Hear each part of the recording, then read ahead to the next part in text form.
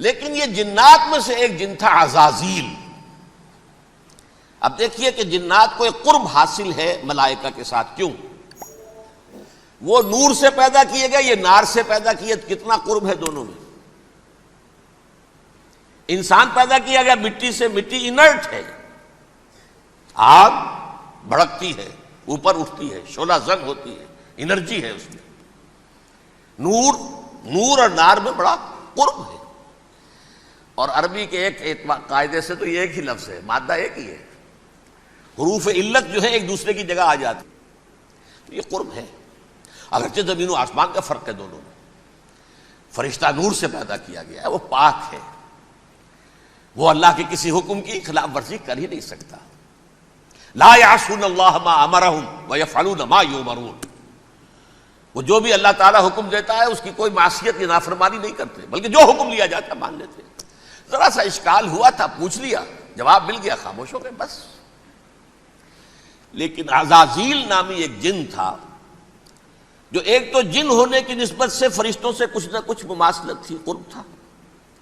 دوسرے یہ علم میں، زہد میں، عبادت میں اتنا اونچا تھا، اتنا اونچا تھا، اتنا اونچا تھا کہ یہ ملائکہ ہی کے صف میں شامل ہو گیا. اس نے عالم بغاوت بلند کر دیا. جب حکم دیا گیا کہ سجدہ کرو آدم کو، اب یہ دیکھیے کس قدر یہ اہم مضمون ہے. اور آپ سوچ رہے ہیں یہ باتیں آج پہلی مرتبہ ہمیں اس طرح سنائی جا رہی ہیں. یہ باتیں تو علم میں آتی نہیں ہمارے. وجہ کیا ہے؟ آپ کو دلچسپی نہیں ان چیزوں سے. جدید تہذیب نے ان چیزوں کی اہمیت کو زیرو کر دیا. قرآن میں اہمیت کا کیا عالم ہے؟ 7 جگہ یہ مضمون قرآن میں آیا ہے کہ فرشتوں کو ہم نے حکم دیا سجدہ کرو آدم کو، سب نے سجدہ کیا. فسجد الملائکۃ کلھم اجمعون، سارے کے سارے، کل کے کل، سب نے مل کر سجدہ کیا آدم کو. اللہ کے حکم کی فوراً تعمیل کر دی. الا ابلیس ابا واستکبر وکان من الکافرین. ابلیس نے نہیں کیا، انکار کیا، استکبار کیا، گھمنڈ کیا. اور اس کو سورہ کہف میں بیان کر دیا گیا. یہ اس لیے کہ وہ اصل میں جنات میں سے تھا، اگرچہ شامل تو تھا فرشتوں میں اس وقت. کانا من الجن ففسق عن امر ربہ، وہ اصل میں جنات میں سے تھا. اس وجہ سے وہ اپنے رب کے اس فیصلے کے خلاف کھڑا ہو گیا. سرکشی تھی اس میں. یہ معاملہ اتنا اہم ہے، اب آپ سمجھیے کہ 7 مرتبہ سورہ بقرہ، سورہ اعراف، سورہ حجر، سورہ بنی اسرائیل، سورہ کہف، سورہ طٰہٰ، سورہ صاد، 6 مکی صورتوں میں ذکر ہے یہ، اور ایک مدنی صورت سورہ بقرہ.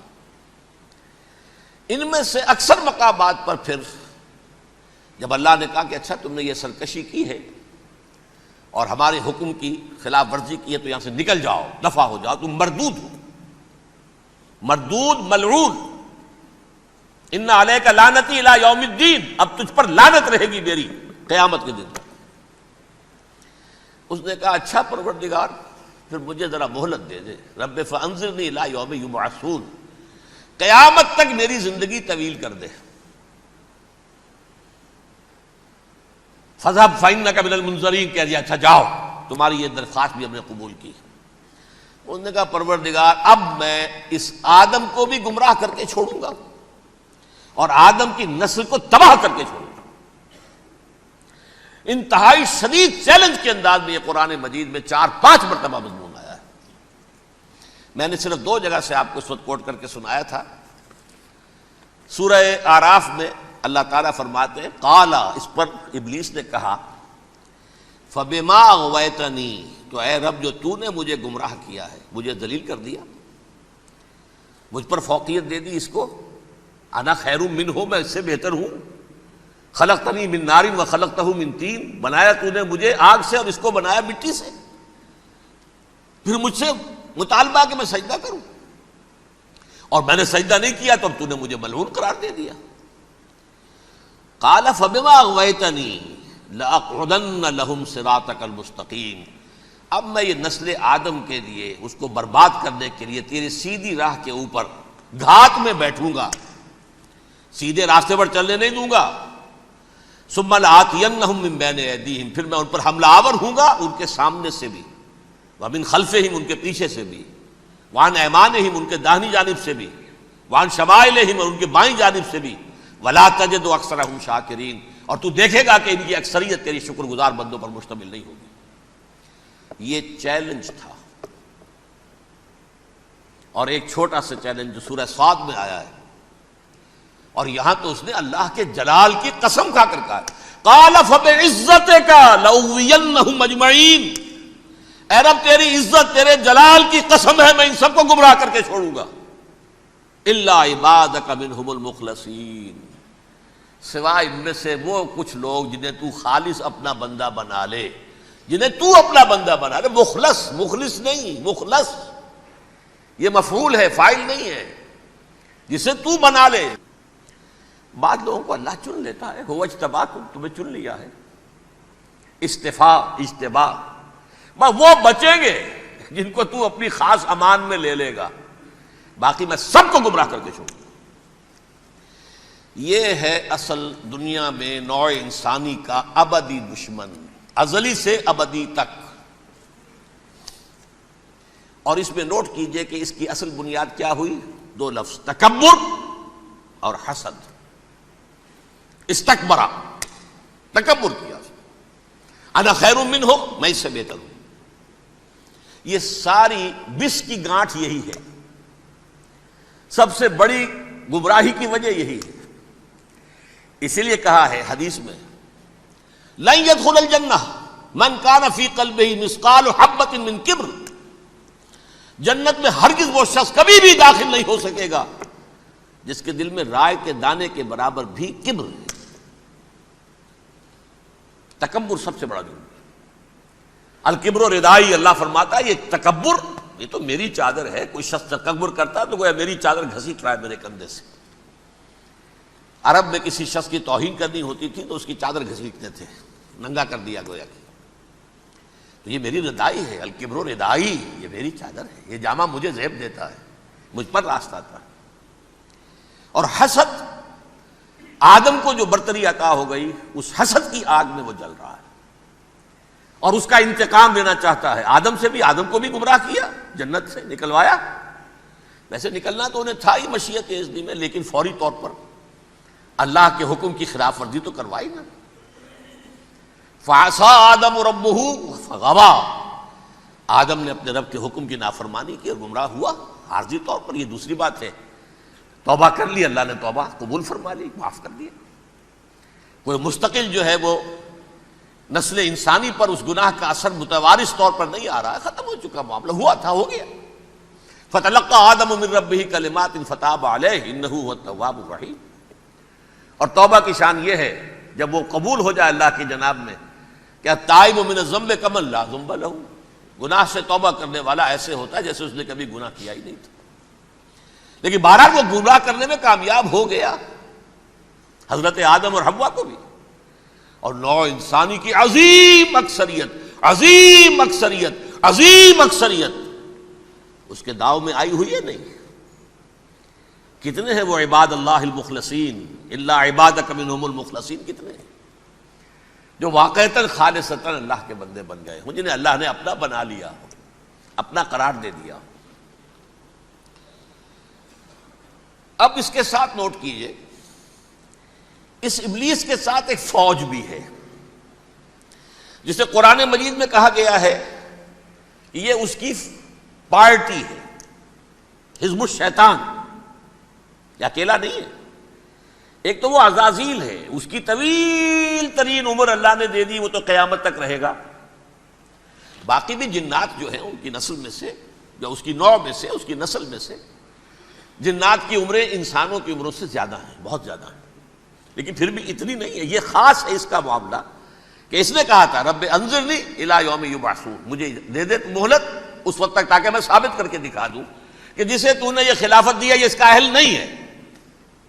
Let me prove this point ولا تجد اکثرہم شاکرین، تو ان کی اکثریت کو شکر گزار نہیں پائے گا۔ وہ ابلیس جو ہے وہ ریکروٹ کرتا ہے اپنے فوجی، اول تو خود جنات میں سے جو اس کے نمبر 1 لشکری ہے۔ قرآن مجید میں اس کا اشارہ دیا گیا ہے انہ یراکم ہوا وقبیلہ من حیث لا ترونہم، دیکھو لوگوں، اے انسانوں، وہ ابلیس لعین عزازیل اور جو اس کے قبیلے کے لوگ ہیں، جنات ہیں، وہ تمہیں وہاں سے دیکھتے ہیں اور تاکتے ہیں اور حملہ کرتے ہیں جہاں سے تم انہیں نہیں دیکھتے. وہ غیر مرئی ہیں، انویزیبل ہیں، تمہیں نظر نہیں آتے. ویزیبل دشمن کا وار تو روک لو گے، انویزیبل کا کیسے روکو گے؟ انہو یراکم ہوا وقبیلہ، اکیلا ہی نہیں ہے وہ تو تمہیں تاکتا ہے، تم پر حملہ کرتا ہے، گھات میں لگ کر جو ہے تمہارے اوپر حملہ کرتا ہے، وہ بھی اور اس کے ساتھ اس کے قبیلے کے لوگ جنات بھی، من حیث لا ترونہم، جہاں سے کہ تم انہیں نہیں دیکھتے. لیکن اس کے علاوہ وہ انسانوں میں سے بھی ریکریوٹ، رنگ روٹ وہ برپا کر، وہ جو ہے ان کو اپنے پاس رکھتا ہے فوج کے اندر. جس کی سب سے بڑی مثال کیا ہے؟ سورہ مجادلہ میں اللہ تعالیٰ نے منافق، حالانکہ وہ کون تھے؟ بظاہر حضور کا کلمہ پڑھنے والے، حضور کے پیچھے نماز پڑھنے والے، اسلام کا دعویٰ کرنے والے، ان کو اللہ فرماتا ہے اولئک حزب الشیطان الا ان حزب الشیطان هم الخاسرون، یہ شیطان کی پارٹی کے لوگ ہیں. وہاں مقابلے میں آیا ہے اولئک حزب اللہ الا ان حزب اللہ هم المفلحون.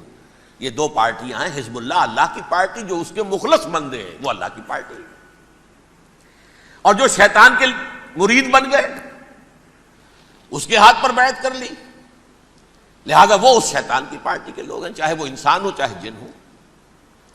تو انسانوں میں سے بھی اس کے حزب میں، اس کی پارٹی میں اس کے ایجنٹ ہیں اور بہت ہیں، بلکہ بہت سے تو ایسے ہیں کہ جو جنات کے بھی کان کتر دیں، ان کو بھی شیطنت سکھا دیں، پڑھا دیں.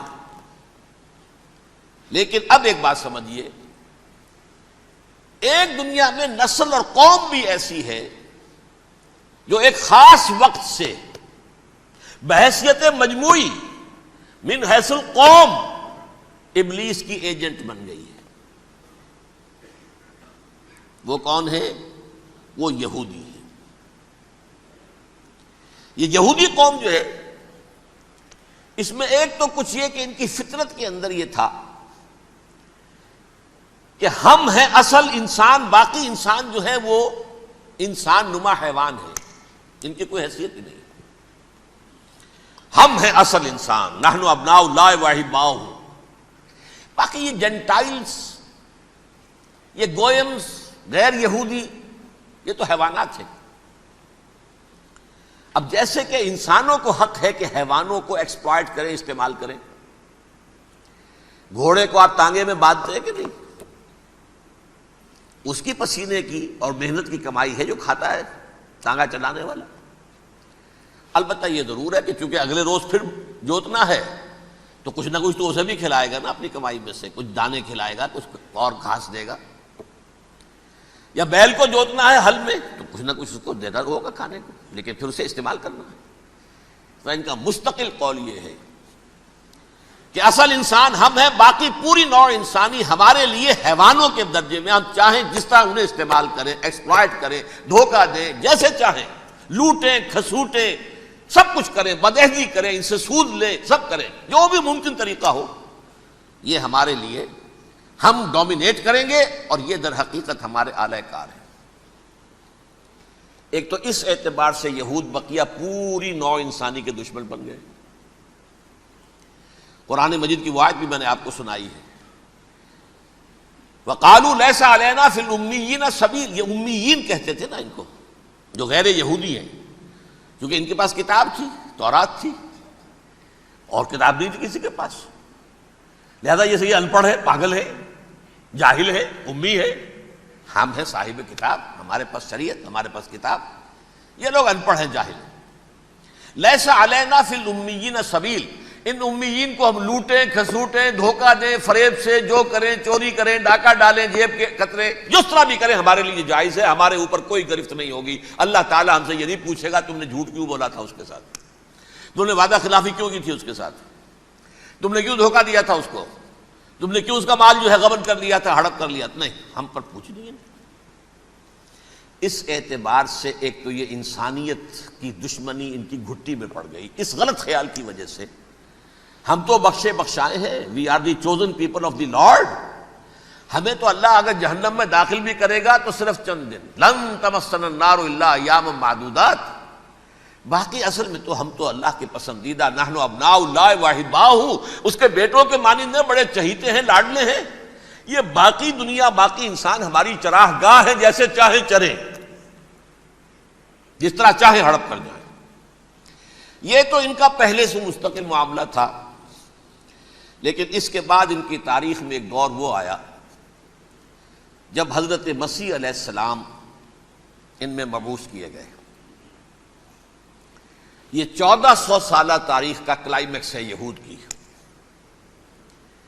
جب کتاب انہیں دی گئی تھی تورات حضرت موسیٰ کے ذریعے، وہ 1400 قبل مسیح کا واقعہ ہے۔ اس وقت سے لے کر اللہ کا وہ فضل ان پر ہوا کہ کوئی ایک لمحہ ایسا نہیں آیا 1400 برس میں کہ ان کے ہاں کوئی نہ کوئی نبی موجود نہ۔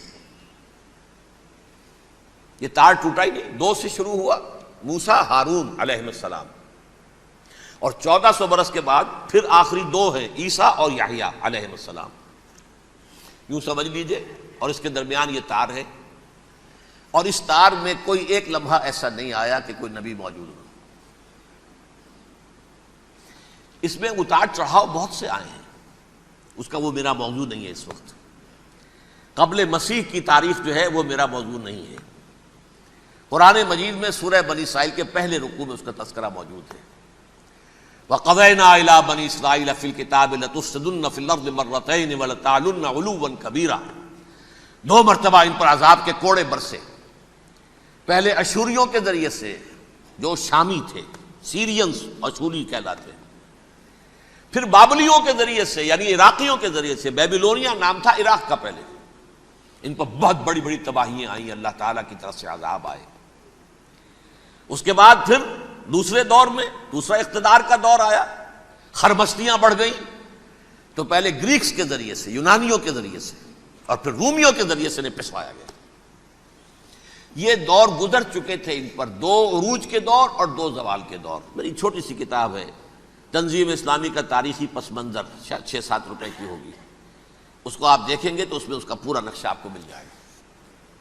ویسے تو یہ کہ میری جو ذرا بڑی کتاب ہے سابقہ اور موجودہ مسلمان امتوں کا ماضی، حال اور مستقبل، اس میں میں نے ان معاملات پر بڑی تفصیل سے بحث کی۔ بہرحال یہ جو دور تھا ان کا 1400 سالہ، وہ اونچ نیچ سے ہوتا ہوا جب آیا ہے حضرت مسیح کی بعثت پر، تو ان کی شرارت کی انتہا یہ ہو گئی کہ اللہ تعالیٰ نے مسیح کو رسول بنا کر بھیجا، رسولاً الی بنی اسرائیل۔ حضرت موسیٰ اور حضرت عیسیٰ کے درمیان رسول کوئی نہیں ہے، سب نبی ہیں۔ حضرت موسیٰ رسول تھے اور حضرت عیسیٰ رسول ہیں، درمیان میں داؤد ہو، سلیمان ہو، یشعیاہ ہو، زکریا ہو، یہ سب نبی ہیں، یحییٰ نبی ہیں، رسول نہیں ہے، لہذا وہ شہید کر دیے گئے۔ رسول شہید نہیں ہو سکتا، قتل نہیں ہو سکتا۔ لیکن عیسیٰ اور موسیٰ کے درمیان 1400 برس ان کے جو ہیں، اس کا کلائمیکس ہے حضرت مسیح علیہ السلام کی بعثت، اور حضرت مسیح علیہ السلام کو جسے اللہ نے اپنی روح قرار دیا، روح منہ، کلمتہ القاہا الی مریم، اللہ کا کلمہ، عظیم ترین معجزات۔ انہوں نے کیا کہا؟ یہ ولد الزنا ہے، حرام زادہ ہے، معاذ اللہ، نقل کفر نہ باشد، یہ جادوگر ہے، یہ مرتد ہے، یہ واجب القتل ہے۔ اصل حکومت اس وقت رومیوں کی تھی حکومت، لیکن انہوں نے انہیں آٹونومی دے رکھی تھی، اپنے مذہبی معاملات تم خود طے کر سکتے ہو۔ تو کائفاس جو اس وقت کا ان کا ہیڈ ربائی تھا سب سے بڑا، اس کی عدالت نے فیصلہ کیا مسیح کو سولی چڑھا دیا جائے۔ پائلیٹس پونٹس، اس کے پاس ان کی ازداشت پہنچ گئی، یہ ہمارا مجرم ہے مذہبی، یہ مرتد ہے، یہ کافر ہے، یہ جادوگر ہے، یہ واجب القتل ہے، اسے قتل کرو، سولی چڑھا دو۔ خیر وہ لمبی بات ہو جائے گی، اس نے تو اپنے ہاتھ دھوئے کہ صاحب ہمارے پاس کوئی جرم نہیں ہے اس کے خلاف، تم کہتے ہو تو ٹھیک ہے، سولی چڑھا دیتے۔ یہ دوسری بات ہے کہ اللہ نے حضرت مسیح کو اٹھا لیا آسمان پر، ان کی جگہ وہ شخص سولی چڑھا جس نے غداری کر کے گرفتار کروایا تھا، جوڈاس اسکیریوٹ، اس کی شکل اللہ نے بدل دی حضرت مسیح کی سی، اور حضرت مسیح کو فرشتے اٹھا کے اوپر لے گئے، وہ زندہ آسمان پر اٹھا لیے گئے۔ اور یہ ساری تفاصیل نہ قرآن میں ہے نہ حدیث میں ہے، یہ انجیل میں ہے، لیکن انجیل کون سی؟ برنباس کی انجیل، gospel of the Lord according to Saint Barnabas. یہ حواریین مسیح میں سے تھے، لیکن عیسائی ان کو تسلیم نہیں کرتے، ان کی بائبل کو صحیح نہیں مانتے، کینونیکل نہیں مانتے۔ 100 انجیلیں تھیں، 104 تھی، جن میں سے 4 چنی ہیں انہوں نے، یہ متی اور جان اور مرقس مارکس، یہ ہے، تو یہ 4 انجیلیں ہیں، انہوں نے تسلیم کی کہ یہ کینونیکلز ہیں، یہ تو ہیں حقیقی، باقی جو ہیں 100 اس کو وہ تسلیم نہیں کرتے۔ ان میں سے ایک ہے یہ برنباس، اس میں یہ تفصیل ہے کہ اللہ تعالیٰ نے اس شخص کی، جیوڈاس کی، یہودا جیوڈاس اس کو انگریزی میں کہتے ہیں، اس کی شکل بدل دی حضرت مسیح کی سی، وہ گرفتار ہوا، وہ سولی چڑھا، وہ غدار تھا، غداری کی سزا اسے ملنی تھی، وہ مل گئی۔ حضرت مسیح کو فرشتے 4 اٹھ رہے ہیں، جس کوٹھڑی میں حضرت مسیح مقیم تھے، ایک باغ کے اندر روپوش تھے، اس کی چھت پھٹی ہے، 4 فرشتے آئے ہیں، حضرت مسیح کو اٹھا کر لے گئے ہیں، چھت برابر ہو گئی ہے، اس کے بعد وہ شخص پکڑا گیا۔ بہرحال حضرت مسیح کو اللہ نے اٹھا لیا آسمان، لیکن وہ دن ہے کہ اس قوم کو اب مغضوب علیہم قرار دے دیا گیا۔ نوٹ کر لیجئے، اصل میں تو ہونا یہ چاہیے تھا کہ رسول کی جان کے درپے جب کوئی امت ہو جاتی تھی تو اللہ کا قاعدہ یہ تھا کہ اس امت کو نسیہ منسیہ کر دیا جائے۔ حضرت نوح کی قوم کو ختم کیا یا نہیں؟ حضرت ہود کی نگاہوں کے سامنے قوم عاد برباد کی گئی یا نہیں؟ حضرت صالح کی نگاہوں کے سامنے قوم سمود برباد ہوئی؟ یہ اللہ کا قاعدہ رہا۔ سدوم اور عمورہ کی بستیاں حضرت لوط علیہ السلام جہاں بھیجے گئے، مدین کا علاقہ جہاں حضرت شعیب بھیجے گئے، آل فرعون جن کی طرف موسیٰ کو بھیجا گیا، سب ہلاک کر دیے گئے، کیونکہ رسولوں کے بارے میں اللہ کا نبیوں کے بارے میں یہ بات نہیں ہے۔ نبی آیا، اس نے دعوت دی، جس نے مان لیا اچھا کیا، اپنے لیے اچھا کیا، نہیں مانا اس کی اپنی جو ہے آپت برباد ہو گئی۔ دنیا میں کوئی فیصلہ اس کا نہیں ہوتا، لیکن رسولوں کا معاملہ یہ ہوتا ہے کہ دنیا میں وہ اللہ کی عدالت بن کر آتے ہیں، مانو گے تو بچو گے، نہیں مانو گے ہلاک ہو جاؤ۔ تو اس اعتبار سے وہ مستحق تو ہو چکے تھے اس کے کہ انہیں ہلاک کر دیا جائے۔ اب اللہ کی کوئی خصوصی مشیت ہے، اس میں کیا حکمت ہے، وہ ہے ایک حکمت، میں بعد میں اگر وقت ہوا تو بتاؤں گا۔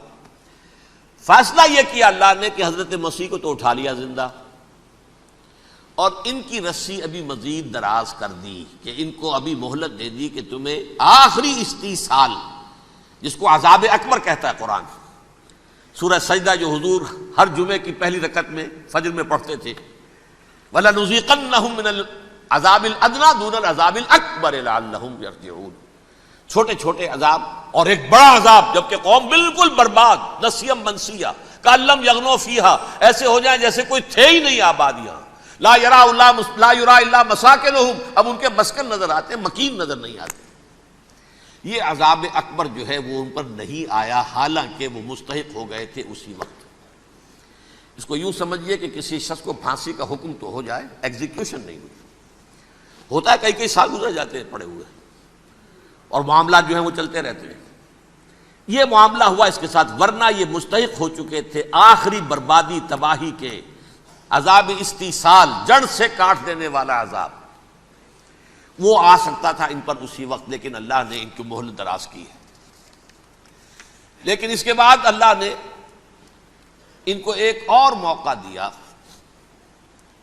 600 برس بعد حضرت مسیح کے محمد الرسول اللہ صلی اللہ علیہ وسلم کی بعثت ہوئی، اور یہ میں سمجھتا ہوں کہ اس قوم پر اللہ کا اتنا بڑا فضل تھا، اتنا بڑا فضل تھا، اتنا بڑا فضل تھا۔ اب پھر ایک موقع دیا، عسیٰ ربکم ان یرحمکم وان عدتم عدنا، دیکھو اب بھی تمہیں ہم ایک موقع دے رہے ہیں، تمہارا رب تمہارے اوپر اب بھی فضل کرنے کو تیار ہے، رحم فرمانے کو تیار ہے۔ ان ھذا القرآن یہدی للتی ہی اقوم، اس قرآن کے سائے میں آ جاؤ، یہ شاہدرا ہے ہدایت میں آنے کا، اس میں داخل ہو جاؤ، محمد کی تصدیق کرو صلی اللہ علیہ وسلم، دامن محمدی میں آ جاؤ، اب بھی ہم تمہارے گناہ بخش دیں۔ لیکن نہیں، اس قوم نے حضرت محمد صلی اللہ علیہ وسلم کی دشمنی کی کمر کس لی، اور اب یوں سمجھیے اس تاریخ سے لے کر آج تک یہ گٹھ جوڑ ہے۔ ظاہر بات ہے کہ ابلیس کا بھی اصل دشمن اب کون ہے، یا ہدف کون ہے، ٹارگٹ کون ہے؟ جنہوں نے محمد کو نہیں مانا صلی اللہ، وہ تو ہے ہی جہنمی، ان پر کوئی اور محنت کرنے کی ضرورت کیا ہے؟ سمجھ گئے میری بات؟ حضور کی بعثت کے بعد جنہیں حضور کو رد کر دیا، ان پر ایمان نہیں لائے، وہ کون ہے؟ کافر، وہ جہنمی ہے ہی ہے۔ لہذا اس کے اوپر کوئی محنت صرف کرنے کی ابلیس کو ضرورت نہیں، اس کا اصل ٹارگٹ امت محمد ہے صلی اللہ علیہ وسلم۔ وہ ساری نوع انسانی کی دشمنی اب آ کر مرکوز ہو گئی ہے امت محمد صلی اللہ علیہ وسلم کی دشمنی پر۔ اور اسی طرح یہود کا معاملہ، اگرچہ ویسے پوری نوع انسانی کے دشمن ہیں، انہیں حیوان سمجھتے، ان کی جان مال اپنے لیے مباح سمجھتے ہیں، جس طرح چاہیں لوٹے کھسوٹے کھائیں پیئیں انہیں، لیکن اب ان کی بھی دشمنی کا سب سے بڑا مرکز امت محمد۔ کیوں؟ وہی تکبر اور حسد، وہی بیماریاں۔ انہیں تکبر یہ ہو گیا تھا کہ 2000 سال سے یہ نبوت ہماری میراث، ہماری جاگیر، بنو اسرائیل کے اندر سینکڑوں نبی آئے، 3 کتابیں اللہ نے ہمیں عطا کی، یہ کہاں سے آ گیا محمد صلی اللہ علیہ وسلم؟ معاذ اللہ ثم معاذ اللہ، یہ امیین میں سے، یہ جنٹائلز میں سے، یہ گوئنز میں سے، یہ حقیر ان پڑھ، کہاں ہم کہاں یہ نہیں تسلیم کریں گے۔ حالانکہ قرآن کہتا ہے یعرفونہ کما یعرفون ابناہم، ان کے علماء ایسے پہچانتے تھے حضور کو جیسے اپنے بیٹوں کو پہچانتے کہ یہ آخری نبی ہے، لیکن تکبر اور حسد کی آگ میں جل اٹھے۔ اب ان کے بھی دشمنی کس سے ہے؟ محمد اور امت محمد صلی اللہ علیہ وسلم۔ یہ گٹھ جوڑ ہے۔ اب دیکھیے، یہ ہے میری گفتگو کا اب تک کی گفتگو کا حاصل، یہ گٹھ جوڑ، ایک غیر مرئی دنیا، انویزیبل دنیا کا ابلیس لعین اور جنات میں سے اس کے لشکری فوج، انسانوں میں سے ویسے تو اور بھی بہت جگہ اس کے ایجنٹ ہیں، مسلمانوں میں بھی ہے، لیکن بحیثیت قوم، بحیثیت مجموعی، ایک پوری قوم، ایک پوری نسل جو ہے اس کے ساتھ گٹھ جوڑ ہے۔ ان دونوں کی گٹھ جوڑی کے ساتھ یہ دشمن دون ہیں انسانیت کے، پہلا دشمن ابلیس لعین، عزازیل لعین، اور دوسرے دشمن یہود ملعون۔ اب میں آپ کو ذرا اس جو انسانوں میں سے انسان دشمنی کا جن کا سب سے بڑا رول ہے، میں ان کی 2000 سالہ تاریخ کا آپ کے سامنے نقشہ رکھنا چاہتا ہوں۔ ان 1400 سال کا تو میں نے صرف 4 آپ کو پوائنٹس بتائے۔ موسیٰ سے عیسیٰ تک 1400 برس علیہم الصلاۃ والسلام، 2 مرتبہ عروج، 2 مرتبہ زوال، اشیریوں کے ہاتھوں پٹوائی، بابلیوں کے ہاتھوں پٹانا، گریکس کے ہاتھوں مرمت، رومنس کے ہاتھوں مرمت۔ یہ جو 2000 سال ہیں، کیونکہ اب تو ظاہر بات ہے 21ویں صدی شروع ہو گئی، 20 صدیاں حضرت مسیح کو پوری ہو گئیں۔ پہلی بات نوٹ کیجئے، حضرت مسیح کی پیدائش ہے سن 1 قبل مسیح۔ یہ نقطہ آپ نے کبھی سنا ہے یا نہیں؟ جب ملینیم کا سلسلہ شروع ہوا تھا پچھلے سال تو میں نے بیان کر دیا تھا کہ ایک عجیب حساب کے اندر انہوں نے غلطی کی ہوئی ہے۔ حضرت مسیح کی پیدائش ہوئی 25 دسمبر کو، سن انہوں نے شروع کر دیا، جو اس کے بعد جنوری آئی تو پہلا سال شروع ہو گیا۔ اگر جنوری سے پہلا سال شروع ہوا تو یہ 6 دن جو ہے تو اس کے پچھلے سال میں تھے، لہذا کہا جائے گا کہ Jesus Christ was born 1 year before Christ, BC۔ تو 1 قبل مسیح میں حضرت مسیح کی پیدائش ہوئی۔ یہ آخری اسرائیلی نبی اور رسول۔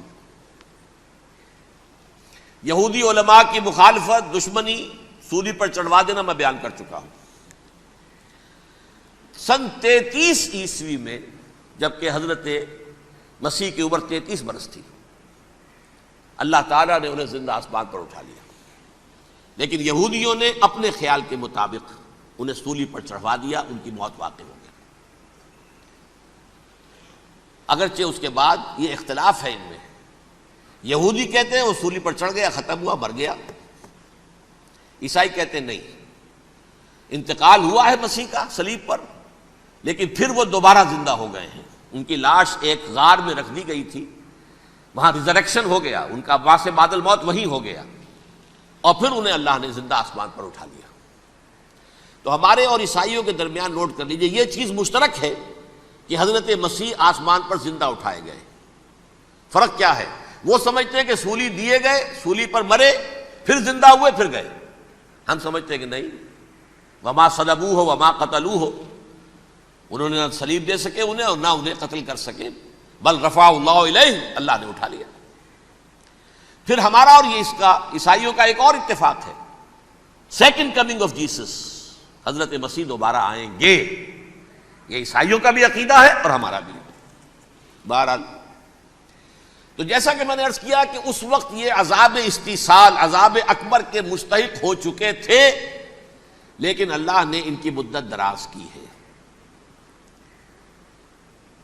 لیکن ان پر دنیاوی عذاب کا ایک کوڑا جو ہے اللہ تعالی کی طرف سے اسی وقت برسا۔ دنیاوی عذاب دنیا میں رہتے ہوئے ختم نہیں کیا گیا۔ 37 برس بعد حضرت مسیح کے رفع سماوی کے 37 برس بعد سن 70 میں یہودیوں نے بغاوت کی رومیوں کے خلاف۔ رومی ٹائٹس جنرل تھا ایک، اس نے پھر جو حملہ کیا ہے، 1,33,000 یہودی ایک دن میں قتل کیا یروشلم میں، اور ہیکل سلیمانی گرا دیا۔ وہ ہیکل پہلے بھی گرا تھا، پہلے 1400 سال کے دوران میں بھی نبوکدنضر نے گرایا تھا، لیکن پھر اس کے 150 سال بعد انہوں نے دوبارہ بنا لیا تھا، اس لیے وہ اسے سیکنڈ ٹیمپل کہتے ہیں۔ پہلا ٹیمپل جو حضرت سلیمان نے بنایا تھا، نبوکدنضر نے گرا دیا 587 قبل مسیح میں، پھر دوبارہ انہوں نے 150 سال کے بعد بنا لیا۔ وہ اس تاریخ کا حصہ ہے، میں نے جس کے بارے میں آپ کو تفصیل نہیں بتائی۔ اس میں یہ ہوا سن 70 میں وہ گرا دیا گیا، وہ آج تک گرا پڑا ہوا ہے۔ نمبر 2 یہ کہہ دیا گیا کہ یہودیوں اس ارض فلسطین سے نکل جاؤ، تم یہاں نہیں رہ سکتے اب۔ لہذا جس کا جہاں سینگ سمایا چلا گیا، یورپ میں چلے گئے، ایشیا میں آ گئے، عرب میں آ گئے یہ 3 قبیلے جو رات بھی میں نے عرض کیا تھا، بنو قینقاع، بنو نذیر اور بنو قریظہ، یہ وہاں سے آ کے مدینے میں آباد ہو گئے، جس کا جہاں سینگ سمایا۔ افریقہ میں، ہندوستان میں، جہاں چلے گئے۔ ڈایاسپورا اسے کہتے ہیں، وہ آپ نوٹ کر لیجیے اس لفظ کو، ڈایاسپورا، ہمارا دور انتشار، جبکہ ہمیں ہماری اصل سرزمین تو فلسطین ہے، حضرت ابراہیم کا مسکن، حضرت اسحاق، حضرت یعقوب کا مسکن فلسطین، یہ ہے ہماری اصل جاگیر، یہ تو ہماری جدی پشتی جاگیر ہے، لیکن یہاں سے نکال دیے گئے سن 70 عیسوی میں، اور وہاں سے لے کے 1917 تک ان کا ڈایاسپورا جاری رہا۔ یہ دور انتشار ہے۔ اس دور انتشار کے اب چند حصے ہیں جس کو میں چاہتا ہوں کہ آپ علیحدہ علیحدہ سمجھ لیں۔ دور انتشار کا جو پہلا جو ہے تقریباً 300 برس رومی حکمران تھے، وہ یہودیوں کے بھی دشمن تھے اور عیسائیوں کے بھی دشمن تھے۔ عیسائی اور یہودی ایک دوسرے کے بھی دشمن تھے، لیکن رومی سمجھتے تھے کہ یہ ایک ہی تھیلی کے چٹے بٹے ہیں۔ رومیوں کے نزدیک عیسائی بھی یہودیوں ہی کا ایک فرقہ تھے، کوئی علیحدہ مذہب تو تھا ہی نہیں۔ لہذا رومی جو ہیں رومنز، وہ ان دونوں کو ستاتے تھے، مارتے تھے، اور یہ آپس میں لڑتے تھے، یہودی عیسائیوں کو مارتے تھے، عیسائی یہودیوں کو مارتے تھے۔ یہ ہے 300 برس تک کی تاریخ۔ سن 300 عیسوی میں کیا ہوا؟ ایک معجزہ ہو گیا۔ بہت عظیم ایمپرر کانسٹنٹائن، قسطنطین اعظم، رومن ایمپررز میں سے بہت بڑا ایمپرر، وہ عیسائی ہو گئے۔ اب تو معاملہ بالکل تلپٹ ہو گیا، پوری سلطنت عیسائی ہو گئی۔ اب عیسائیوں کے عیش ہو گئے اور یہودیوں پہ مار پڑنی شروع ہوئی۔ اب عیسائیوں کا آپ خود سوچئے کہ جنہیں وہ خدا بنا بیٹھے ہیں، خدا کا بیٹا قرار دے رہے ہیں، ان کے قاتل کون؟ یہودی، بدماش۔ لہذا ان کی وہ پٹائی شروع ہوئی ہے یورپ میں، پوری رومن امپائر میں، انہیں ذلیل کیا گیا، شہروں میں آمد بند، علیحدہ رہو، گھیٹوز کے اندر رہو۔ یہودی کا نام جو ہے وہ گالی بن گیا، جیسے آج بھی یہودی گالی کہتے ہیں، جیسے خنزیر کا لفظ، آخر وہ بھی اللہ کی مخلوق ہے، لیکن آپ کو معلوم ہے کوئی شخص زبان پر نام نہیں لانا چاہتا خنزیر کا، سور کا، ہے تو مخلوق وہ بھی ایک حیوان ہے۔ ایسے ہی یہ ہے یہودی، یہودی گالی، جیوٹ گالی۔ لہذا ایک طرف تو ان دونوں کے درمیان دشمنی، جس کو قرآن کہتا ہے وَأَغْرَيْنَا بَيْنَهُمُ الْعَدَاوَةَ وَالْبَغْضَاءَ، ہم نے ان کے مابین دشمنی جو ہے پیدا کر دی. اور جب یہ پوری سلطنت عیسائی ہو گئی تو قافیہ تنگ ہو گیا یہودیوں کا.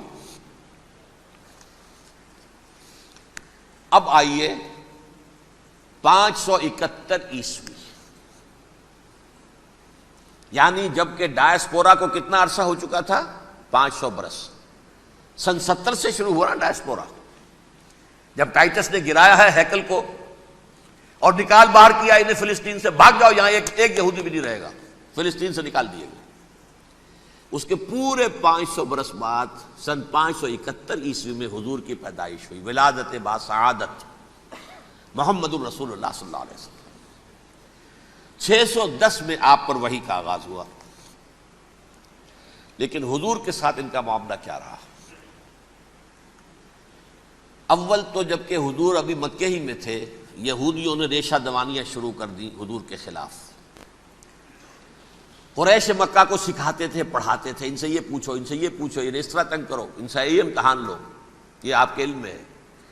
سورہ بنی اسرائیل میں، سورہ کہف میں وہ سوالات جو امتحانی سوالات آئے تھے، ذوالقرنین کون تھا، اصحاب کہف کون تھے، تم رسول بنے پھرتے ہو تو بتاؤ، اور یہ روح کی حقیقت کیا بتاؤ. یہ ساری ریشہ دوانیاں کر رہے تھے بیٹھے ہوئے ابھی وہیں پر، حضور ابھی پہنچے بھی نہیں. ہجرت فرما کر حضور تشریف لے آئے تو حضور نے، جسے ماسٹر سٹروک کہا جائے گا، یعنی اسٹیٹس مین شپ کا ماسٹر سٹروک، آپ نے مدینے میں آتے یہودیوں کے ساتھ پیکٹ کر دیا، جوائنٹ ڈیفنس پیکٹ آف مدینہ، کہ اگر مکے والے ہم پر حملہ کریں گے تو ہم مل جل کر ایک قوم کی حیثیت سے مقابلہ کریں گے. یہ میثاق مدینہ کہلاتا ہے، جس کے بہت غلط معنی پہنائے جا رہے ہیں آج کل. بہرحال میں موضوع میرا چونکہ یہ نہیں، میں ادھر نہیں جاؤں گا. لیکن ہوا کیا؟ ہر مرتبہ یہ خیانت کے مرتکب ہوئے، ان نے جو عہد کیے تھے ان سے پھرے، اندر ہی اندر سازش، ریشہ دوانی، حضور کی بدترین دشمنی. سورہ نساء کی آیت نمبر 12 میں، 14 میں، 13 میں فرمایا ہے لا تزال تطلع علی خائنۃ منہم، اے نبی ہمیشہ آپ کے علم میں ان کی طرف سے خیانتیں، بددیانتیاں آتی رہیں گی. اور بار بار وہ مسلسل جنگ کی آگ بھڑکاتے تھے.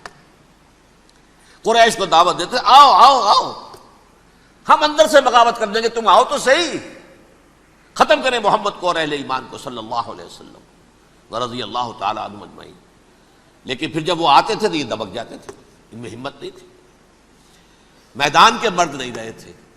یہ سورہ حشر میں ان کا نقشہ کھینچا گیا ہے. کھلے میدان میں مقابلے کی اس کے اندر صلاحیت ہی نہیں ہے. یہ تو فصیلوں کے پیچھے سے، جیسے عورتیں کہیں دیہات میں لڑائی ہوتی ہے تو مرد جو ہے گلیوں میں لڑتے ہیں، عورتیں اوپر سے پتھر پھینکتی ہیں، بس وہ کام یہ کر سکتے تھے. من ورائے جدر، فصیلوں کے پیچھے سے، جنگ میں میدان میں نہیں آ سکتے. بہرحال قرآن مجید میں ہے یہ، سورہ مائدہ کی آیت نمبر 64، کلما اوقدوا نارا للحرب اطفاها اللہ. اکثر و بیشتر مواقع پر تو یہ جب آگ بھڑکاتے تھے جنگ کی، اللہ اسے بجھا دیتا تھا. لیکن بہرحال اس کے باوجود جنگیں ہوئی، غزوہ بدر، غزوہ احد ہوئی کہ نہیں، یہ ساری اس اصل شرارت ہوئی. اور اس کے نتیجے میں حضور نے پھر ایک ایک کر کے 3 قبیلوں کو سزا دی. غزوہ بدر کے فوراً بعد بنو قینقاع نکالے گئے مدینے سے، غزوہ احد کے فوراً بعد بنو نذیر نکالے گئے، اور غزوہ احزاب کے بعد بنو قریظہ نکال دیے گئے. یہ تو میں نے آپ کے سامنے رکھ دیا صرف حضور کے زمانے میں ان کا کیا رویہ رہا. دشمنی، رات بھی ہم نے وہ آیت پڑھی تھی، لَتَجِدَنَّ أَشَدَّ النَّاسِ عَدَاوَةً لِلَّذِينَ آمَنُوا الْيَهُودُ وَالَّذِينَ أَشْرَكُوا. اہل ایمان کی دشمنی میں شدید ترین تم پاؤ گے یہودیوں کو اور مشرکین. مشرکین بھی بعد میں ہے، پہلے یہودی. حضور کے بعد کیا ہوا اب یہ نوٹ کیجئے، یہ ان کی تاریخ کا دوسرا دور. حضرت عمر رضی اللہ تعالیٰ عنہ کا عہد خلافت ہے.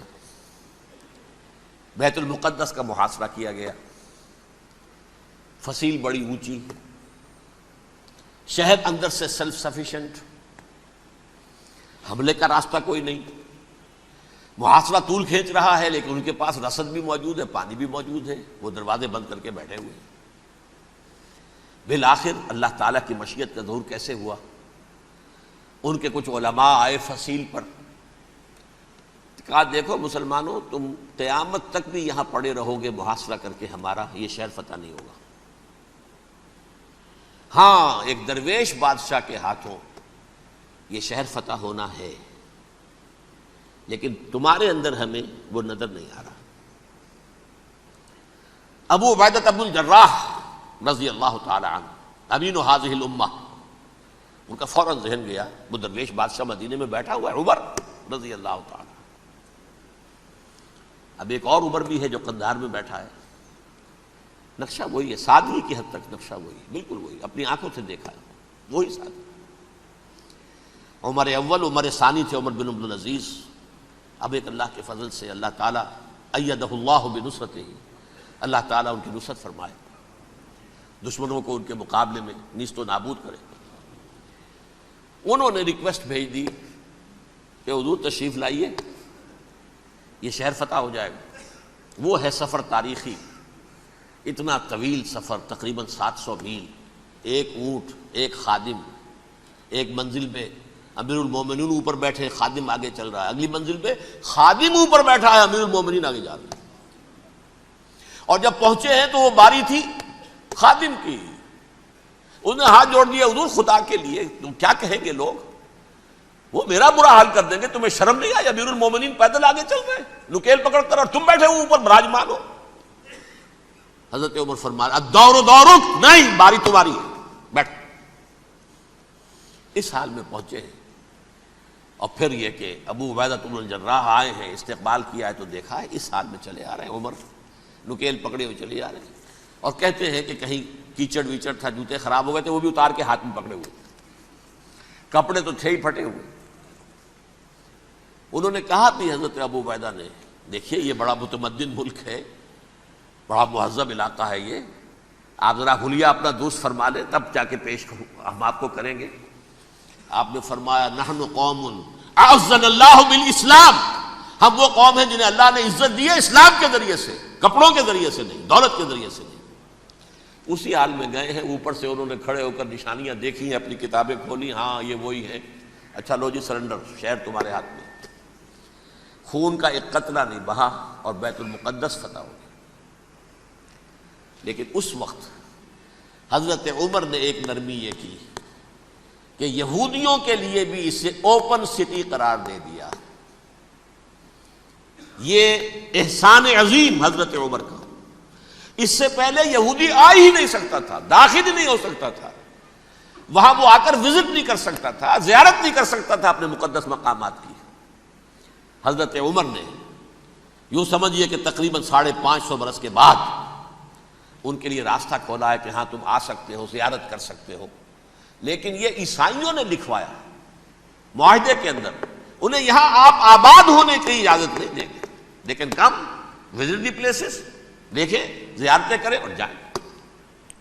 یہ معاہدہ حضرت عمر کا ہے رضی اللہ تعالیٰ، جو پھر خلافت راشدہ کے بعد بنو امیہ نے بھی اس کو آنر کیا، بنو عباس نے کیا، پھر جو ہمارے یہ ترکوں میں اندر خلافت آئی تو ترک خلفاء نے بھی اس معاہدے کی پوری پابندی کی۔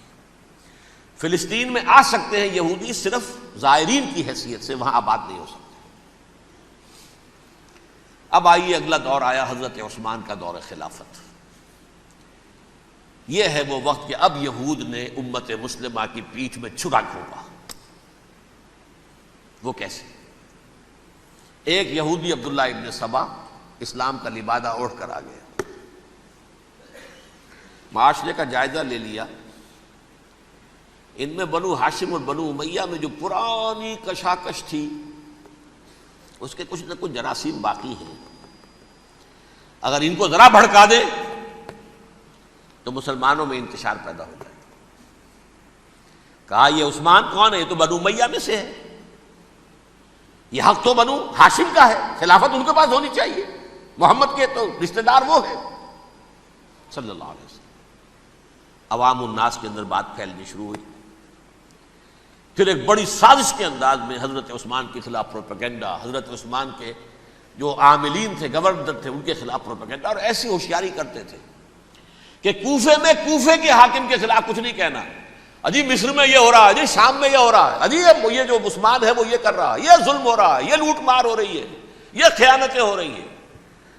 اب نہ تو اس زمانے میں مینز آف کمیونیکیشن، کیسے تصدیق کریں؟ افواہیں تو آپ آج کراچی کے اندر شروع ہو جائے تو پتہ نہیں چل سکتا کسی کو کہ کیا اس میں صداقت ہے، کیا جھوٹ ہے، اور بری بات جو ہے فطرت انسانی کی کمزوری ہے، وہ فوراً قبول کرتا ہے، کسی کے بارے میں اچھی بات ماننے کو تیار نہیں ہوتا، لیکن بری بات تو فوراً تیار۔ بہرحال یہ فتنہ انہوں نے اٹھایا، حضرت علی کی الوہیت کا فتنہ اٹھایا، حضرت عثمان کے خلاف الفتنۃ الکبریٰ برپا کیا، حضرت عثمان شہید ہوئے۔ اس کے بعد 5 برس تک مسلمان ایک دوسرے کی گردنیں کاٹتے رہے، باہمی خانہ جنگی ہوئی، امت کو وہ زخم لگایا ہے جو آج تک جس سے خون رس رہا ہے۔ یہ شیعان عثمان اور شیعان علی تھے جو بعد میں پھر سنی اور شیعہ ہو، اور آج تک ہے۔ فتنہ کس نے جگایا؟ ایک عبداللہ ابن سبا یہودی اور اس کے کارندے، شیطان کا ایجنٹ، اور انسانوں میں سے بھی اس کے جو بھی حواریین تھے اور شیطانوں کے اندر سے بھی تھے، انہوں نے بھی اس آگ کو بھڑکایا۔ یہ آپ سوچ لیجئے کہ یہ کس نے وہ زخم لگایا؟ یہودی۔ اگلا دور آیا، خلافت راشدہ ختم ہوئی، بنو امیہ کا بھی دور کافی گزر گیا۔ طارق ابن زیاد 712 عیسوی میں حملہ کرتے ہیں اسپین پر۔ اسپین اس وقت عیسائیت کا بہت بڑا گڑھ، بڑے کٹر ترین عیسائی جو ہے وہ اسپین میں تھے، لہذا یہودیوں کی وہاں بہت پٹائی ہوتی تھی، یہ میں بتا چکا ہوں، دشمنی تھی ان کی تو چلی آ رہی تھی عیسائیوں کے ہاتھوں یہودیوں کی، وہ تو سن 300 عیسوی سے ایمپرر کانسٹنٹائن کے بعد سے شروع ہو گئی تھی۔ اس حوالے سے یہودیوں نے اس وقت چالاکی یہ برتی، کچھ راستے واسطے بتائے، کچھ مدد کی طارق ابن زیاد کی۔ طارق ابن زیاد نے انہیں اپنا محسن سمجھا، ہسپانیہ فتح ہو گیا تو یہودی چونکہ محسنین کی فہرست میں آ چکے تھے، انہیں بہت اقتدار نصیب ہوا، بڑی سپورٹ مسلمانوں نے دی۔ ان کے بڑے بڑے علماء جو ہیں اسی دور کے اندر پیدا ہوئے، بڑے بڑے تھنکرز ان کے اسی دور میں پیدا ہوئے۔ بن گوریون جو کہ ایک وزیر اعظم تھا اسرائیل کا، اس نے یہ لکھا ہے اپنی کتاب میں، Muslim Spain was the golden era of our diaspora. وہ ڈائسپورا جو 70 عیسوی سے شروع ہوا تھا اور 1917 عیسوی تک جاری رہا ہے، اس میں سے گولڈن ایرا ہمارا جو تھا وہ مسلم اسپین تھا۔ ہسپانیہ میں بیٹھ کر ہم نے عیش کیے، لیکن وہاں سے انہوں نے اور جو کچھ کیا، یہ تو داستان کے بہت سے گوشے ہیں، لیکن میں جس اسٹریٹ لائن میں چل رہا ہوں اس کے اعتبار سے ایک بات سمجھ لیجیے، وہاں بیٹھ کر انہوں نے اب عیسائیت کی پیٹھ میں چھرا گھونپا، پروٹیسٹنٹ مذہب پیدا کیا، تقسیم کر دیا، جیسے شیعہ سنی کی تقسیم، عبداللہ ابن سبا، رومن کیتھولک اور پروٹیسٹنٹ کی تقسیم، یہودی علماء۔ ہوتا کیا تھا؟ ہسپانیہ کی یونیورسٹیاں ہیں، کارڈووا میں ہے، ٹولیڈو میں ہے، گریناڈا میں ہے، غرناطہ، قرطبہ، تولیتلا، اور وہاں آتے تھے لوگ، فرانس سے چلے آ رہے ہیں نوجوان پڑھنے کے لیے، جرمنی سے چلے آ رہے ہیں، اٹلی سے چلے آ رہے ہیں، 3 ہی ملک قریب ترین پڑھتے ہیں سینٹرل جو یورپ کے ہیں۔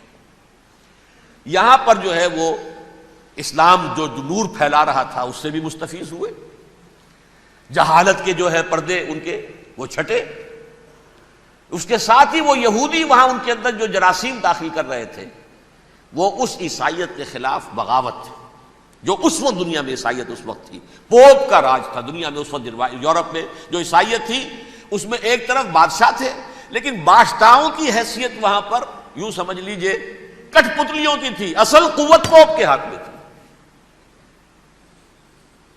اور پوپ کو انہوں نے جیسے قرآن نے کہا اتخذوا احبارهم ورهبانهم اربابا من دون اللہ، چونکہ سینٹ پال نے شریعت موسوی ساقط کر دی تھی تو اب شریعت تھی ہی نہیں، پوپ کو اختیار تھا جس چیز کو چاہے حلال قرار دے دے، جس چیز کو چاہے حرام قرار دے دے۔ اتخذوا احبارهم ورهبانهم اربابا من دون اللہ۔ انہوں نے کہا صاحب یہ پوپ کس بلا کا نام ہے، یہ بھی انسان ہے، بات تو ٹھیک تھی نا، اصل حیثیت تو کتاب کی ہونی چاہیے نا، ڈیوائن بک، دی ریویلڈ اسکرپچر. لہذا اور یہ کتاب ہر شخص پڑھ سکتا ہے. کوئی پوپ کے باپ کو جو ہے کوئی اس کے لیے پروپرائٹری رائٹس تو نہیں ہے کہ صرف پوپ پڑھ سکتا ہے یا پادری پڑھ سکتے ہیں. ہم بھی پڑھ سکتے ہیں, ہم بھی سمجھ سکتے ہیں. یہ باتیں تھی کہ جن کو بڑھا چڑھا کر بیان کر کے اور پوپ کا اقتدار ختم کرا دیا اور توجہ مرکوز کر دی بائبل کی طرف. اب بائبل میں بڑا حصہ تو اولڈ ٹیسٹامنٹ کا ہے. نتیجہ کیا ہوا؟ یہود کی عظمت پروٹیسٹنٹس کے نزدیک مسلم ہو گئی. اصل قوم تو یہ ہے. وہ دشمنی بدلی کہ نہیں بدلی؟ موسیٰ کے امتی یہ ہے, تورات موسیٰ کو دی گئی, ابراہیم کی نسل یہ ہے. لہذا وہ جو دشمنی تھی, جو عداوت تھی کہ ہمارے خدا کو سوری چڑھانے والے ہیں یہ بدماش, اس کا ازالہ ہوا اس پروٹیسٹنٹ مذہب کے نتیجے میں. یہ میں اب آپ کو بتاتا ہوں کہ ایک نتیجہ وہ نکلا ہے جسے برٹرنڈ رسل نے بیان کیا ہے. اس کی کتاب ہے ان پریز آف آئیڈلنس, صفحہ 108. وہ لکھتا ہے the Christians retaining the Judaic belief in special revelation added to it the Roman desire for worldwide domination and the Greek taste for metaphysical subtleties. The combination produced the most fiercely persecuting religion that the world has yet known. یہ تین چیزیں آ کر عیسائیت میں مل گئی. ایک تو جب یہ اولڈ ٹیسٹامنٹ جو ہے وہ ان کے ہاتھ میں آ گئی, اور اس کے میں کچھ آپ کو بتا دیتا ہوں کہ اولڈ ٹیسٹامنٹ کی تعلیمات, کیونکہ یہ اولڈ ٹیسٹامنٹ جو ہے یہ محرف تھی. اصل تورات تو گم ہو گئی تھی 587 قبل مسیح میں, جب پہلی مرتبہ ہیکل جو ہے تباہ ہوا ہے, اس وقت ختم ہو گئی تھی. اس کے کوئی 150 سال کے بعد انہوں نے یادداشتوں سے مرتب کر کے لکھی ہے. اب اس میں ان کے اپنے خیالات, اپنے امانی, اپنی توجیحات وہ شامل ہو گئی. لہذا میں آپ کو حوالے دیتا ہوں اس کتاب کے اندر مظالم کی جو تعلیم دی گئی ہے. اہل کتاب نے اپنے مظالم قتل عام کے جواز کے لیے تورات میں تبدیلیاں کی اور پیغمبروں پر دہشت ناکی اور بدترین حرام کاری کے الزامات لگائے. سنیے, پہلا حوالہ ہے یہ گنتی باب 31 آیات 17-18. اس لیے ان بچوں میں جتنے لڑکے ہیں سب کو مار ڈالو, اور جتنی عورتیں مرد کا منہ دیکھ چکی ہیں ان کو بھی قتل کر ڈالو, لیکن ان لڑکیوں کو جو مرد سے واقف نہیں اور اچھوتی ہیں اپنے لیے زندہ رکھو. یہ کسی اللہ کی کتاب کا یہ جملہ ہو سکتا ہے؟ کسی ریویل بک کا؟ اور سنیے, یہ ہے استثناء ڈیٹرانومی باب 20 آیت 16-18. پر ان قوموں کے شہروں میں جن کو خداوند تیرا خدا میراث کے طور پر تجھ کو دیتا ہے, کسی ذی نفس کو جیتا نہ بچا رکھنا, جیسا خداوند تیرے خدا نے تجھ کو حکم دیا بالکل نیست کر دینا. مرد, عورتیں, بچے, بوڑھے سب ختم. یہ کتاب مقدس ہے. اور سنیے, سیموئیل باب 27 آیت نمبر 9. اور داؤد نے اس سرزمین کو تباہ کر ڈالا اور عورت مرد کسی کو جیتا نہ چھوڑا. نمبر 4, ان سب آباد شہروں کو ماں, عورتوں اور بچوں کے بالکل نابود کر ڈالا. کتاب استثناء باب 3 آیت 6. یہ ہے جو کہہ رہا ہے برٹرنڈ رسل. کرسچینٹی میں آ کر اب یہ تین چیزیں شامل ہو گئی. ایک تو یہ باربیرین یہ تعلیم جو ہے, اور یہ مذہب کے نام پہ تعلیم, یہ کتاب مقدس کی تعلیم. نمبر 2, رومنز کے اندر جو ایک تمنا تھی ورلڈ ڈومینیشن کی, وہ عیسائیت کے اندر آ گئی. اس لیے کہ پوری رومن امپائر جو ہے عیسائی ہو گئی, تو اسے وراثت کے اندر ورلڈ ڈومینیشن کی جو ایک تمنا تھی وہ مل گئی. اور پھر یہ کہ انہوں نے جو توہمات تھے یونانیوں کے, ان کو بھی اپنے ہاں مختلف شکلوں کے اندر جمع کر لیا. ان تین چیزوں کا the combination produced the most fiercely persecuting religion that the world has yet known. اس کے نتیجے میں دنیا میں تاریخ انسانیت کے اندر جو بدترین خوخار ترین مذہب ہو سکتا ہے وہ شکل عیسائیت نے اختیار کی. اور اس کا مظہر عتم کیا تھا, نوٹ کیجئے. صلیبی جنگیں. ایک بات ٹائم ٹیبل کے اعتبار سے نوٹ کر لیجئے گا، فرسٹ ملینیم ختم ہوا، سیکنڈ شروع ہوا. ان کے 1000 سال ختم ہوئے تو 11ویں صدی میں سیکنڈ ملینیم شروع ہوا تو پہلی صلیبی جنگیں ہوئی. لاکھوں مسلمان قتل کیے گئے. صرف یروشلم کے اندر اتنا خون بہایا ہے کہ خود ان کے ہسٹورینز لکھتے ہیں کہ جب ان صلیبیوں نے جب گھوڑوں کے ساتھ وہ چل رہے تھے گلیوں میں تو ان کے گھوڑوں کے گھٹنوں تک خون کی ندی بہ رہی تھی. جہاں سے گزرے ختم کرتے چلے گئے، آبادیاں کی آبادیاں ختم کر دی. اگرچہ اس کروسیڈ میں گیہوں کے ساتھ گھن بھی پسا، یہودی بھی بہت مارے گئے. یہ فرانس سے، جرمنی سے جب یہ کروسیڈرز آ رہے تھے 3000 میل کا سفر طے کر کے آئے تھے. سوچئے تو صحیح، اربن ثانی پوپ جو تھا آگ لگا دی تھی اس نے پورے یورپ کے اندر. شرم سے ڈوب مرو، تمہارے مقدس علاقے مسلمانوں کے ہاتھ میں. انفیڈلز، یہ کافر، یہ مرتد، یہ ملحد. مسیح جہاں پیدا ہوا، مسیح کو جہاں سولی دی گئی، وہ کہاں ہے؟ ان کے ہاتھ میں. وہ آگ لگائی ہے، 3000 میل کا فاصلہ طے کر کے یہ نو قومیں آئی ہیں وہاں، اور جو تباہی مچائی ہے انہوں نے. تاریخ انسانی میں ایسی بربریت کی کوئی مثال. اور یہ ان کے اپنے ہسٹورینز لکھتے ہیں. شرم کے مارے ایسے محسوس ہوتا ہے جیسے ان کی گردنیں جھکی جا رہی ہوں لکھتے ہوئے.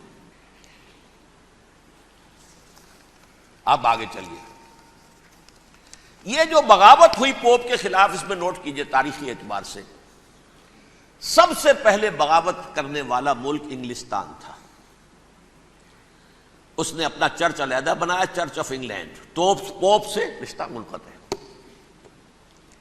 دی first Protestant kingdom in Europe was England. اسی سے رشتہ جوڑی west, white Anglo Saxon Protestants. ان میں اولیت کا شرف کسے حاصل ہے؟ برطانیہ شریف کو. یہاں پر انہوں نے اب ایک بہت بڑا جو کارنامہ کیا، پوپ کی گرفت کم ہوئی یورپ پر سے، پروٹیسٹنٹ مذہب کا فروغ ہوا، تو انہوں نے سود کی اجازت حاصل کر لی. جب تک پوپ کی حکومت تھی سود حرام تھا. نو ٹرانزیکشن، نہ انٹرسٹ نہ یوزری، کچھ بھی نہیں. پروٹیسٹنٹس کے ذریعے سے سود کی اجازت حاصل کر لی. اس کے بعد بڑے بڑے بینک بنا کر بیٹھ گئے. House of Rothschilds, house of Goldsmiths. یہ عمران خان صاحب کے جو خسر جو تھے گولڈ سمتھ، یہ بینکرز، بڑی بڑی فیملیز. ان لوگوں نے کیا کیا؟ اب ریشہ دوانیاں. یورپ میں مختلف ملکوں کے درمیان جنگیں کروائیں سازشوں کے ذریعے سے. وہی کلما اوقدوا نارا للحرب، جنگ کے لیے آگ بھڑکا دینا تو ان کا پرانا مشغلہ تھا. جنگیں کرواتے تھے. پھر فرانس کے بادشاہ کو بھی قرض چاہیے اسلحہ کے لیے، انگلستان کے بادشاہ کو بھی قرض چاہیے. ہاؤس آف روتھ چائلڈز کا ایک نمائندہ وہاں بیٹھا ہے، ایک یہاں بیٹھا ہے، اور منہ مانگے شرح پر سود کے اوپر قرض دے رہے ہیں. ان کو سب کو جو ہے ان کے سارے مالی وسائل کھینچ لیے، دولت پر قبضہ کر کے بیٹھ گئے. اور اس کا نتیجہ یہ نکلا چند 100 سالوں کے اندر کہ فرنگ کی رگے جاں پنجے یہود میں. اس سودی نظام کے ذریعے سے دولت پر ان کا قبضہ. علامہ اقبال 1905 سے 1908 تک رہے تھے نا وہ. لیکن یہ کہ ان کی نگاہ تھی ایسی، گاہ میری نگاہ تیز چیر گئی دل وجود، گاہ الجھ کے رہ گئی میرے توہمات میں. انہوں نے دیکھا ہے کہ فرنگ کی رگے جاں پنجے یہود میں ہے. ابھی ہٹلر کا تو وجود بھی نہیں تھا، بعد میں ہٹلر کو محسوس ہو گیا نا واقعتاً ہمارا اصل دشمن یہ یہودی ہے جو یہاں پر بیٹھا ہوا، جو ہمارا خون چوس رہا ہے. آخر یوں ہی تو نہیں، دماغ اس کا ایسے تو خراب نہیں ہو گیا تھا. یہ قتل عام، یہ ہولوکاسٹ کس لیے؟ اس نے پہچان لیا تھا، اس لیے کہ وہ ویسٹ نہیں تھا. وائٹ اینگلو سیکسن پروٹیسٹنٹس، اصل جادو جو چلا وہ ان پر چلا. اور برطانیہ ان کا سب سے بڑا جو ہے وہ پشت پناہ، مددگار، حامی.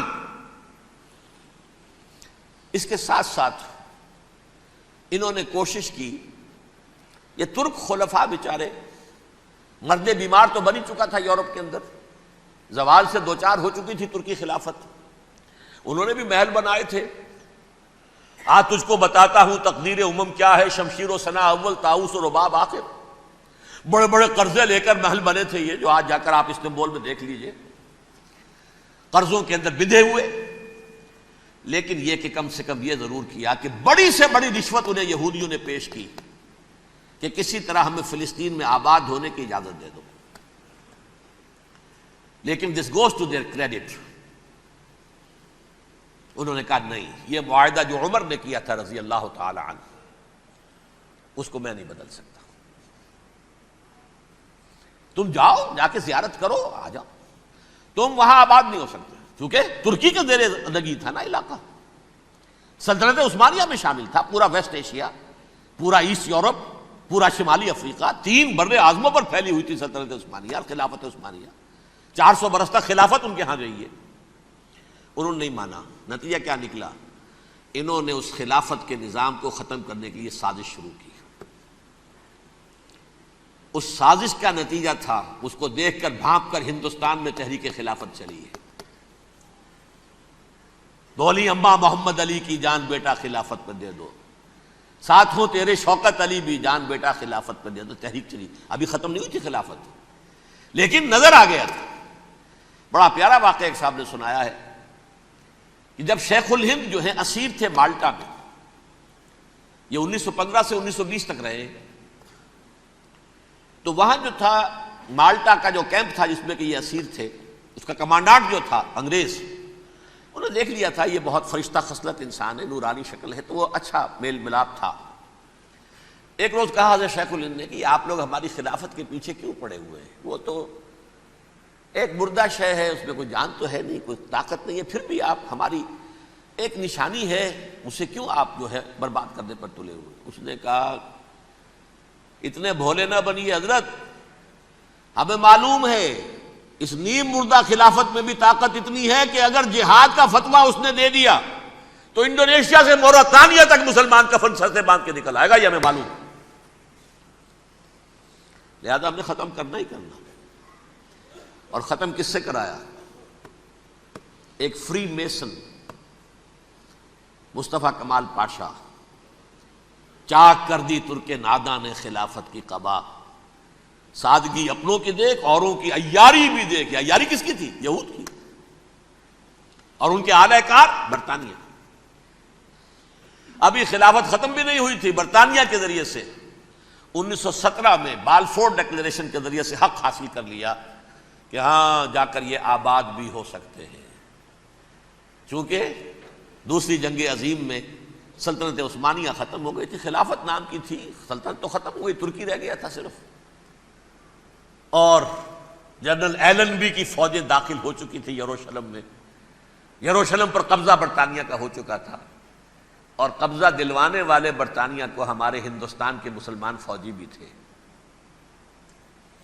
اربوں نے بغاوت کی ترکوں کے خلاف، اور انگریزوں کی فوج میں ہمارے ہندوستان کے مسلمان سپاہی بھی تھے۔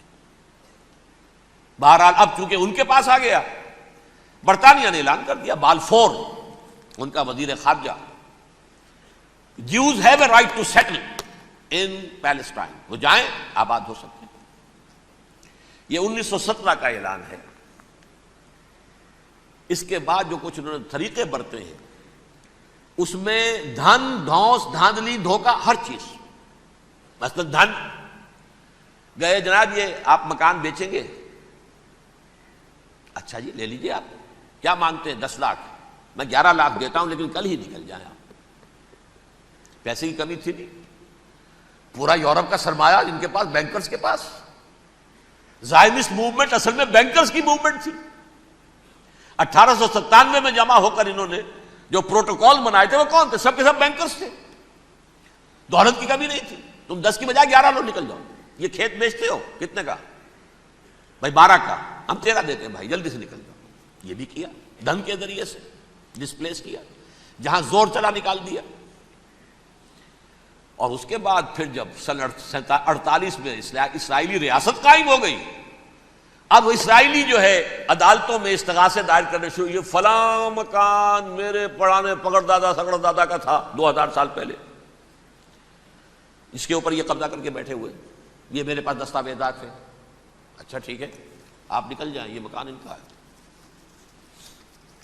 اس طریقے سے انہوں نے بے دخل کیا فلسطینیوں کو، اور خود وہاں پر قدم جما کر مضبوطی سے بیٹھ گئے۔ یہ ہے کہ جو مغربی اقوام نے کیا ہے، اس میں سیکنڈ جو ہے رول پلے کیا ہے امریکہ نے۔ ویسٹ جو ہے اس کا نمبر 2 امریکہ تھا، اب نمبر 1 امریکہ ہے۔ اب برطانیہ کی کوئی حیثیت ہی اب نہیں ہے، لیکن سب سے بڑا وکیل جو ہے وہ وہی ہے اب بھی۔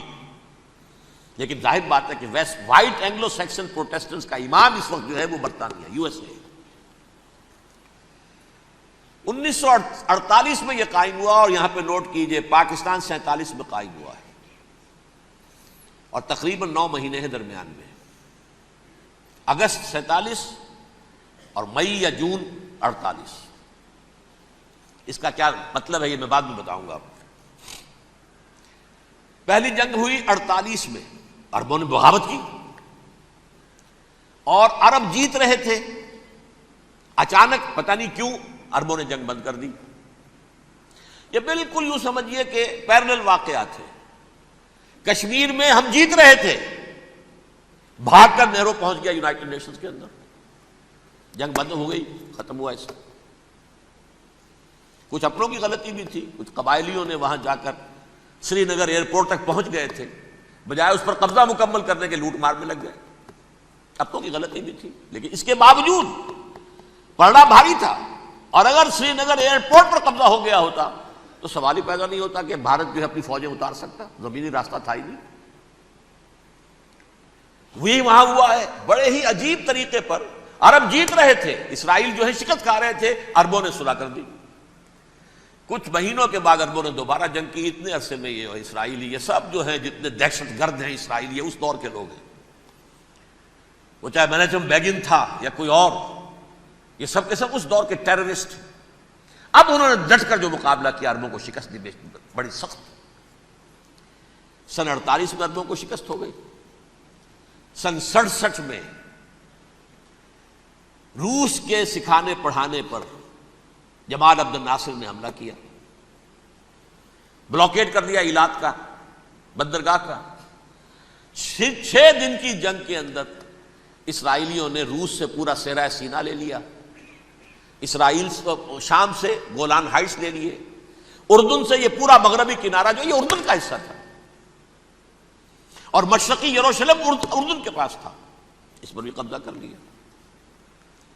1967 کی جنگ کا نتیجہ کیا نکلا؟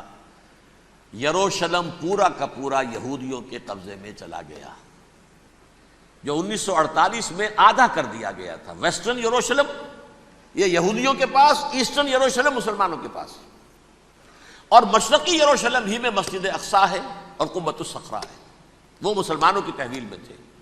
اردن کا قبضہ مسلمانوں کی تحویل، لیکن اب 67 میں پورا یروشلم ان کے قبضے میں آ گیا۔ پھر بہرحال مصر نے ایک کوشش کی بدلہ لینے کی سن 73 کی جنگ میں، اور اس میں کوئی شک نہیں بڑی شجاعت کا مظاہرہ کیا۔ رمضان وار آف 1973، بارلیو لائن کراس کر لی، جسے وہ سمجھتے تھے کہ کوئی طاقت دنیا کی ہمارے اس دفاعی جو ہے لائن اس کو کراس کر نہیں سکتی۔ لیکن پھر جب امریکہ اپنی پوری طاقت لے کر میدان میں آ گیا ہے تو ظاہر بات ہے کہ مصر کی حیثیت امریکہ کے مقابلے میں تو کچھ نہیں تھی۔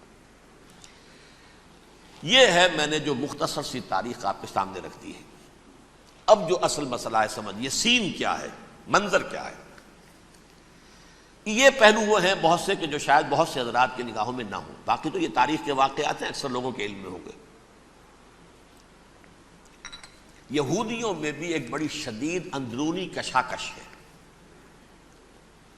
جیسے ہم مسلمانوں میں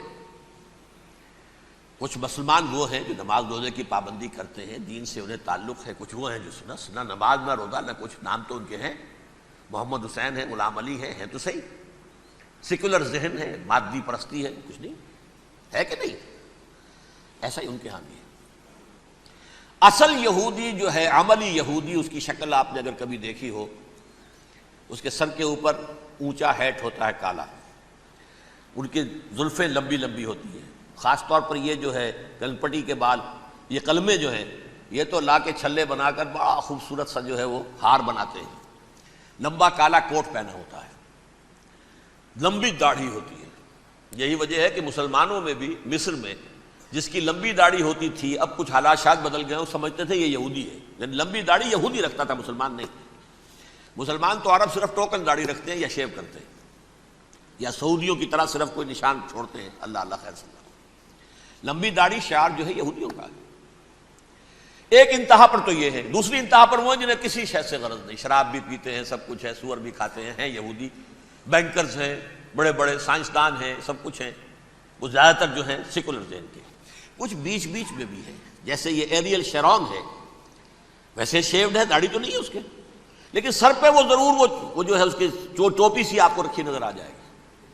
یہ ہے درمیانی یہودی ہونے کا نشان، کہ ایک شعار انہوں نے اپنا جو ہے برقرار رکھا ہوا، وہ ایک ٹوپی چپکی ہوئی سے ہوتی ہے، وہ ٹوپی کیا ہوتی ہے پتہ نہیں، کیسے چکی رہتی ہے مجھے نہیں معلوم۔ یہ جو کشمکش ہے اس میں، جو زیادہ رائٹسٹ اور لیفٹسٹ کی کہہ لیجیے، سیکولر اور مذہبی لوگوں کی کشمکش ہے، ان کے درمیان ایک کشاکش جو ہے اس کو سمجھ لیجیے کہ وہ کیا ہے۔ ایک چیز تو ان دونوں کے درمیان قدر مشترک ہے، پوری دنیا کی مالیات پر ہم تسلط کریں گے، قبضہ کریں گے، ڈومینیٹ کریں گے، لوگوں کو ہم بنا کر رکھ دیں گے حیوان، ملٹی نیشنل کمپنیاں ہوں گی، انہی کا راج ہوگا، انہی کی حکومتیں ہوں گی، انڈسٹری انہی کے ہاتھ میں ہوگی، لوگ یا مزدوروں کی حیثیت سے کام کریں گے، یا تھوڑے سے مینیجرز ان میں سے بھی ہم لے کر کچھ تنخواہیں ان کو بھی دے دیں گے، باقی سود کے ذریعے سے ملائی ہم کھینچتے رہیں گے، مکھن ہمارے پاس آتا رہے گا۔ ورلڈ ڈومینیشن، اکنامک ڈومینیشن، یہ تو دونوں کے نزدیک متفق علیہ ہے، سیکولر بھی چاہتے ہیں اور جو مذہبی یہودی وہ بھی چاہتے ہیں۔ اس کے بعد ایک اختلاف ہے، مذہبی یہودی یہ کہتا ہے ہمیں گریٹر اسرائیل بنانا ہے، اور گریٹر اسرائیل وہ سارے علاقے ہیں جو ان کی تاریخ میں اسرائیل سلطنت کا حصہ رہے ہیں۔ حضرت یوسف کے زمانے میں یہودی جا کر آباد ہوئے مصر میں، جو ڈیلٹا کا علاقہ ہے، زرخیز ترین علاقہ جو ہے، جوشن کا علاقہ، وہ کہتے ہیں وہ ہمارا ہے، کئی سو برس ہم ہمارے ہیں۔ صحرائے سینا ہمارا ہے، اس میں کوہ طور ہے جس پہ حضرت موسیٰ کا ہم کلام ہوئے اللہ سے، تورات ملی، اس میں 40 برس تک ہم بھٹکتے پھرے ہیں۔ صحرائے تی ہے یہ، یتیہون فی الارض 40 سنہ۔ پھر فلسطین تو خیر ہماری جدی پشتی جائیداد ہے، جاگیر ہے۔ پھر یہ عرب جو ہے یہ بھی مدینے تک ہمارا ہے، مدینے سمیت ہمارے قبیلے وہاں تھے جہاں سے نکالا مسلمانوں نے۔ پورا عراق ہمارا ہے، پورا شام ہمارا ہے، اور ترکی کا بھی ایک علاقہ ہے ابتدائی مشرقی جنوبی، وہ بھی ہمارا ہے۔ یہ ہے گریٹر اسرائیل کا نقشہ، یہ ہم نے بنانا ہے۔ جبکہ جو سیکولر ذہن کے لوگ کہتے ہیں کیا کرو گے اس کو بنا کے، اس میں جو عرب ہیں وہ تم سے لڑتے رہیں گے، تم انہیں مارو گے وہ تمہیں ماریں گے، اگر تم 10 مارو گے تو ایک تو وہ بھی ماریں گے نا تمہارا، ٹھیک ہے، فائدہ کیا ہے؟ اس کی بجائے ہم یہ کرتے ہیں کہ عرب اور اسرائیل مل کر، کزنز ہیں نا آپس میں، آپ کو معلوم ہے بل کلنٹن نے یہ الفاظ کہے تھے جب اسحاق ریبن سے معانقہ کرایا تھا شاہ حسین مرحوم کا، تو کیا کہا؟ You are cousins. حضرت ابراہیم کے 2 بیٹوں سے نسل ہے نا، حضرت اسماعیل سے عرب ہے، حضور ہے، اور حضرت اسحاق سے یہ بنی اسرائیل ہے، کزنز ہے، یو آر کزنز۔ تو ہم کزنز مل کر ایک اکنامک یونٹ بناتے ہیں، جیسے ایشیا پیسیفک ایک یونٹ بن گیا ہے، آسیان ایک یونٹ بن گیا ہے، وغیرہ وغیرہ، پورا یورپ ایک یونٹ بن گیا ہے، ایک کرنسی بن گئی ہے۔ ہم اس پورے علاقے کو ایک اکنامک یونٹ بناتے ہیں، پیسہ اربوں کا ہوگا، ان کے پاس بہت دولت ہے، تیل ان کا ہوگا، بہت تیل ہے ان کے پاس، مزدور ان کے ہوں گے، بڑی تعداد ہے ان کی، مینجمنٹ ہماری ہوگی، ٹیکنیکل نو ہاؤ ہمارا ہوگا، سائنسدان ہم ہوں گے، ملائی ہم کھاتے رہیں گے، چھاچھ ان کو دیتے رہیں گے۔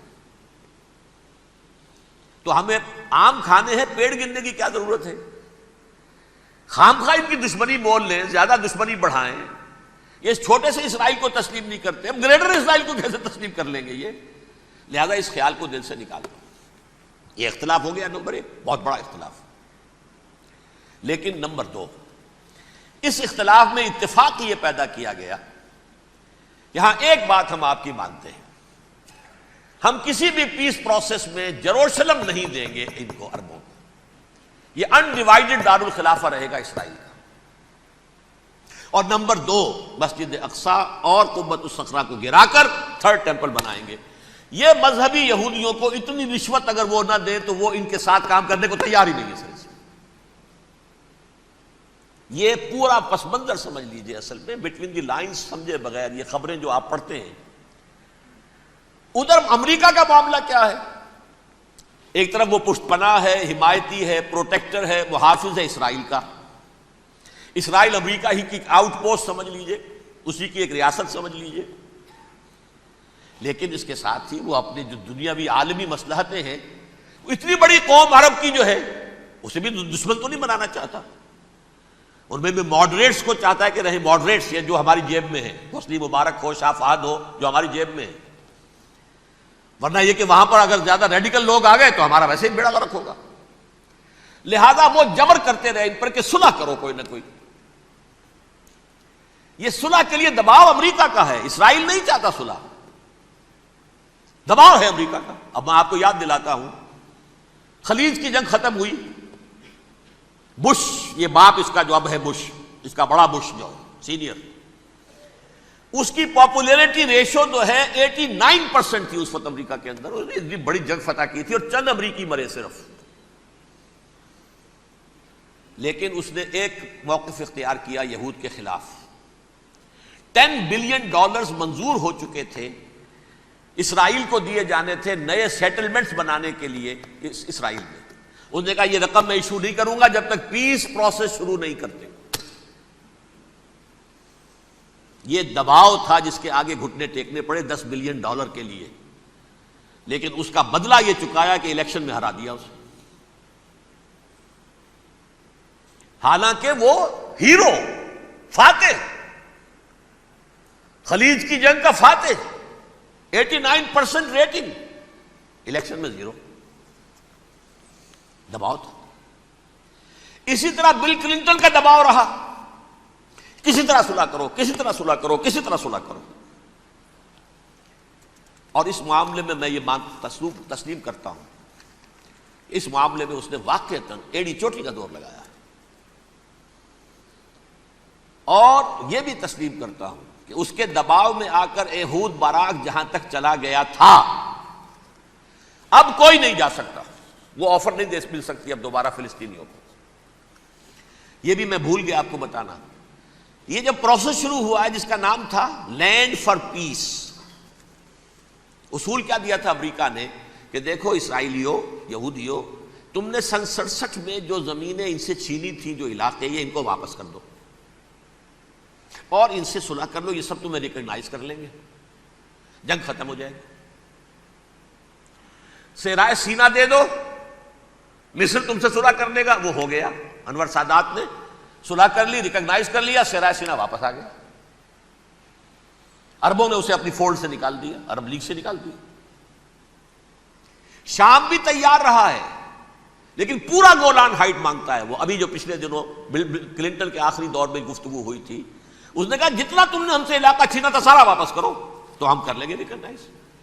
اس میں سے کچھ ایسا اسٹریٹجک امپورٹنس کا علاقہ ہے وہ یہودی کسی طور پر دینے کو تیار نہیں، لہذا صلح نہیں ہو سکی.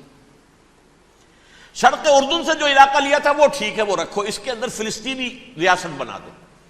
یہ علاقہ جو ہے فلسطینیوں کی میجورٹی ہے اس میں، تو اس کو فلسطینی ریاست بنا لو. ایک ریاست ودن ریاست ہو جائے گی، اسرائیل ریاست، فلسطینی ریاست. یہ ہیں 3 مین پوائنٹس. چوتھی بات پہ آ کر روک دیتے تھے کہ یہ پھر بعد میں سوچیں گے یروشلم کا مستقبل کیا ہوگا، یہ موسٹ سینسٹیو ایشو جو ہے یہ بعد میں سوچیں گے.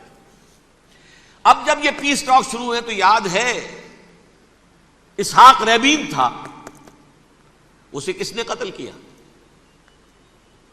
یہودی نوجوان نے. یہ تم کیسے دے رہے ہو زمینیں؟ ہمیں تو اور لینی ہے. تم نے صحرائے سینا واپس کر دیا، ہمیں تو جشن کا پورا علاقہ لینا ہے. مصر کا سارا فرٹائل ایریا جو ہے وہ لینا ہے اس سے. تم گولان ہائٹس دے رہے ہو، ہمیں پورا شام لینا ہے.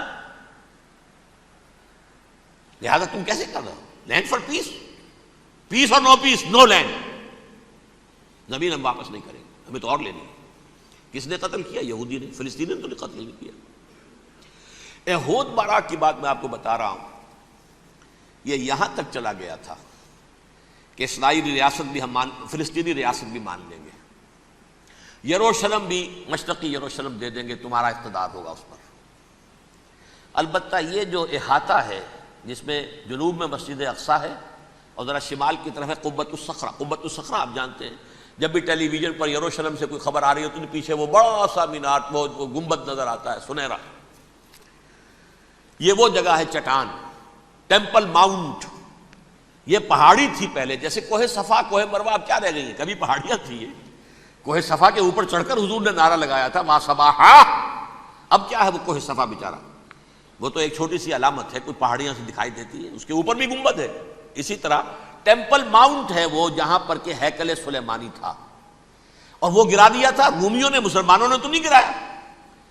لیکن پھر حضور کو معراج وہاں سے ہوا تو عبد الملک بن مروان نے وہاں پر یہ بہت بڑا گنبد بنا دیا، یہ قبۃ الصخرہ ہے۔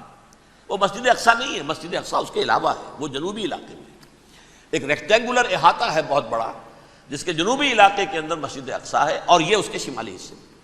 احود براق نے یہاں تک آفر کر دی تھی کہ مسجد اقصیٰ کو اپنے پاس رکھ لو، لیکن یہ ٹیمپل جو ہے، یہ ٹیمپل ماؤنٹ، یہ قبۃ الصخرہ نہیں۔ اس لیے کہ یہ ہماری کمٹمنٹ ہے مذہبی یہودیوں کے ساتھ کہ ہم یہاں پر جو ہے ٹیمپل بنائیں گے، تھرڈ ٹیمپل، ہیکل سلیمانی کی تیسری مرتبہ تعمیر یہاں ہوگی۔ لیکن ظاہر بات ہے فلسطینی کیسے مان لیں، مسلمان کیسے مان لیں؟ یہ ہے وہ چیز کہ جس کی وجہ سے وہ سارا معاملہ ناکام ہوا۔ ویسے مجھے یقین ہے کہ اگر فلسطینی مان بھی لیتے تب بھی یہودی جو ہیں جس طریقے سے اسحاق ریبیون کو اس نے قتل کر دیا تھا، تو یہ اس کو بھی، احود براق کو بھی قتل کر دیتے، اور وہ کسی صورت تسلیم نہ کرتے کہ یہ یروشلم جو ہے یہ انڈیوائیڈڈ سٹی نہ رہے، بلکہ ڈویژن ہو جائے اس کی، اور صرف مغربی حصہ ہمارے پاس رہ جائے اور مشرقی جو ہے عربوں کے پاس، کبھی تسلیم نہیں کریں، مر جائیں گے۔ اب دیکھیے اس وقت شکل کیا ہے۔ میرا اندازہ یہ ہے کہ اب جو مذہبی یہودی ہیں ان کے صبر کا پیمانہ لبریز ہو گیا ہے، اور اب ایک مڈ وے آدمی اس وقت وہاں پر آ گیا ہے، ٹوپی والا۔ اگرچہ وہ پریکٹسنگ یہودی اس طرح کا نہیں ہے، داڑھی والا نہیں ہے، زلفوں والا نہیں ہے وہی کوٹ پینٹ والا، لیکن یہ کہ اوپر رکھتا ہے وہ ٹوپی۔ ایریل شرون اور انتہائی سفاک، جس نے کہ فلسطینیوں کے 2 کیمپ ایسے اڑائے تھے جیسے کہ چیونٹیوں کا ہو لشکر اور ان کو پاؤں تلے رون دیا جائے، اس طریقے سے ختم کیا تھا۔ بہت بڑا قاتل، مرڈرر، وہ وزیر اعظم ہے۔ اور اب جو ہے ان کے صبر کا پیمانہ لبریز ہو گیا ہے۔ اب ان کا فیصلہ یہ ہے کہ انہیں 3 بڑے بڑے قدم اٹھانے ہیں۔ نمبر 1، فلسطینیوں کا خاتمہ، ایتھنک کلینزنگ۔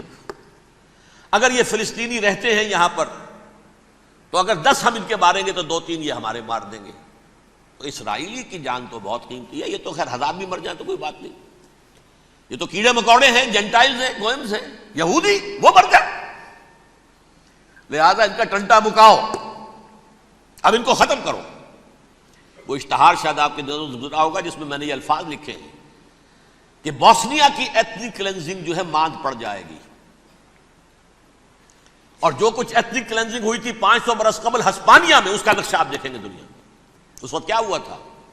عربوں کو، مسلمانوں کو یا جلا دو، قتل کر دو، یا جہازوں میں ان کو ڈمپ کر ہوئے اور لے جا کر شمالی افریقہ کے ساحل کے اوپر اتار دو اور ڈمپ کر دو۔ ایک بچہ بھی نہیں رہنے دیا تھا ہسپانیہ میں۔ 1492 میں سقوط غرناطہ ہوا ہے، اور اس کے بعد 10 سال کے اندر اندر ایک ایک بچہ مسلمانوں کا ختم کر دیا۔ یہ ہے فیصلہ ان کا۔ اب بہت بڑا قدم وہ اٹھانے پر مجبور ہے۔ کب تک آپ رہیں گے؟ ہمارے لوگ مارتے ہیں، 16 نوجوان ہمارے مار دیے، لیکن آج گھر تھا اس میں ایک چلا گیا فلسطینی، بم اپنے جسم سے باندھ کر وہاں اڑا دیا، خود بھی اڑ گیا، 16 ان کے نوجوان اڑ گئے۔ لہذا یہ چیز ان کے لیے ناقابل برداشت ہے، ان کے صبر کا پیمانہ اب لبریز ہو رہا ہے۔ نمبر 2، انہیں بہرحال اب یہ کرنا ہے کہ مسجد اقصیٰ کو گرائیں، قبۃ الصخرہ کو گرائیں اور ٹیمپل بنائیں۔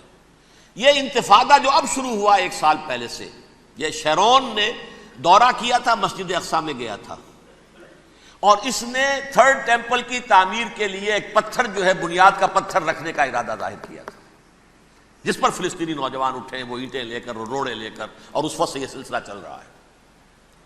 کتنے مارے جا چکے ہیں فلسطینی، لیکن کچھ نہ کچھ یہودی بھی مرے، اسرائیلی بھی مرے، اور جیسا کہ میں نے عرض کیا اب ان کے صبر کا پیمانہ لبریز ہو گیا۔ انف از انف، اب ہم اس معاملے کو ایک دفعہ جو ہے فائنلی ختم کر دیں اور اب بنائیں گے۔ لہذا اب جو ہے کئی ٹن وزن کے وہ جو پتھر تیار ہو کر آگے رکھ دیے گئے ہیں کہ یہاں یہ بنیاد پڑنی ہے، اس کے اندر یہ پتھر لگے۔ بلکہ ایک لطیفہ بھی مجھے یاد آیا ہے، یہ کوئی 30 سال پرانی بات ہے۔ اس قبۃ الصخرہ کی مرمت ہوئی تھی، تو اس کے اوپر جو یہ سونے کی پتری چڑھی ہوئی ہے، یہ شاہ حسین اردن والے جو ہے، ظاہر بات ہے تھا بھی انہی کے تسلط میں، یہ انہی کی تولیت میں تھا، سن 67 سے پہلے، اس زمانے کی بات میں کر رہا ہوں۔ تو انہوں نے پتہ نہیں 30 من تھا یا 30 ٹن تھا سونا جو ڈونیٹ کیا تھا اس کے اوپر یہ پتری چڑھانے کے لیے، جو بہت بڑا گنبد نظر آتا ہے پورے کے پورے ماحول کے اوپر چھایا ہوا۔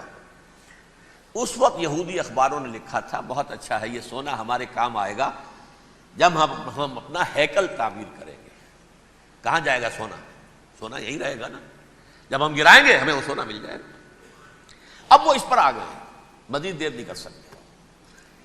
تو آپ نوٹ کیجئے، number 1 ethnic cleansing of Palestinians in Israel.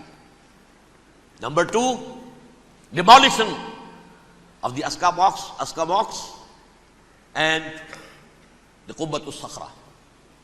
Number 3 امریکہ کو الٹیمیٹم، تم اب اپنے ٹانگ درمیان میں مت لڑاؤ،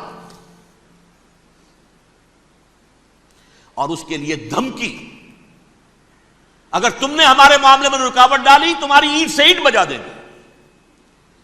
نیتن یاہو نے یہ کہا تھا میں واشنگٹن میں آگ لگا دوں گا۔ یہ انہوں نے امریکہ میں عظیم ترین دہشت گردی کر کے امریکہ کی ایڈمنسٹریشن کو، انتظامیہ کو یہ دھمکی دے دی ہے کہ باز آ جاؤ۔ چنانچہ میں یہ بات کہہ کے پرسوں جمعے میں اپنی مسجد دارالسلام سے نکلا، شام کو، اسی شام کو میں نے ایریل شیرون کی تقریر سن لی T V per. It is not acceptable. Don't appease the Arabs at our expense. We are not going to become Czechoslovakia.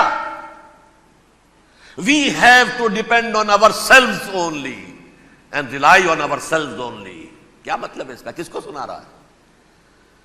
امریکہ بہادر، ہم تمہارے محتاج نہیں ہیں، ہم تمہارے ٹکڑے اڑا دیں گے، تیسرے کر دیں گے تمہارے، تم بیچ میں آؤ تو صحیح اب، اور دیکھ لو ایک نشانی ہم تمہیں دکھا دیتے ہیں۔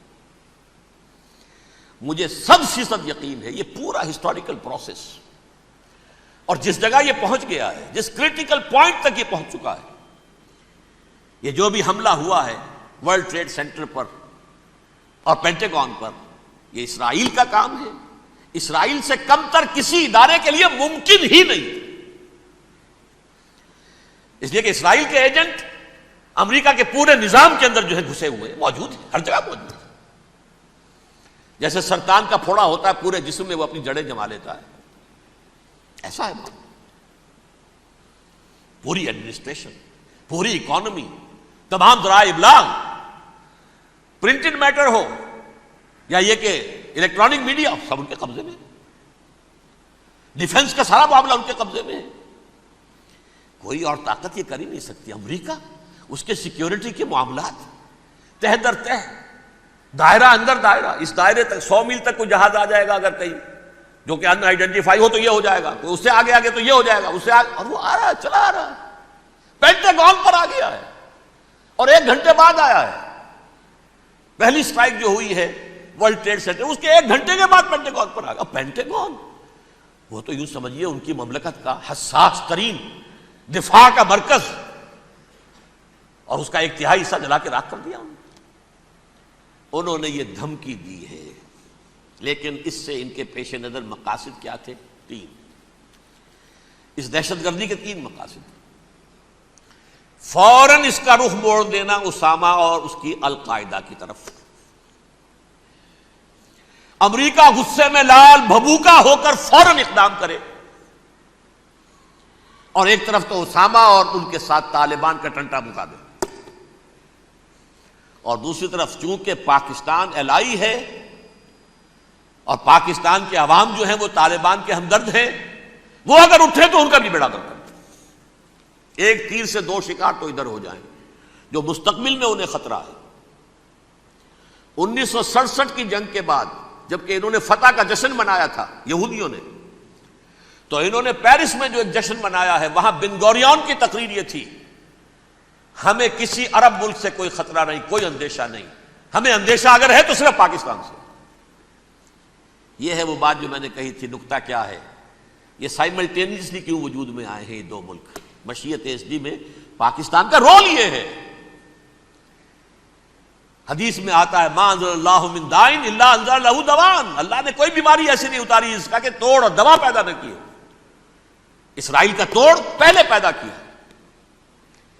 جیسے بچے کی ولادت بعد میں ہوتی ہے، ماں کی چھاتیوں میں دودھ پہلے پیدا ہو جاتا ہے، یہ اللہ کی فطرت ہے، اللہ کا طریقہ ہے۔ خطرہ انہیں ہے تو ہم سے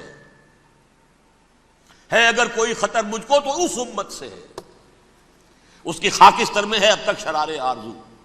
یہاں کے عوام، حکومت تو ٹھیک ہے ہماری جیب میں آ گئی، عوام کے اندر ہے، یہ بھڑک سکتی ہے چنگاری۔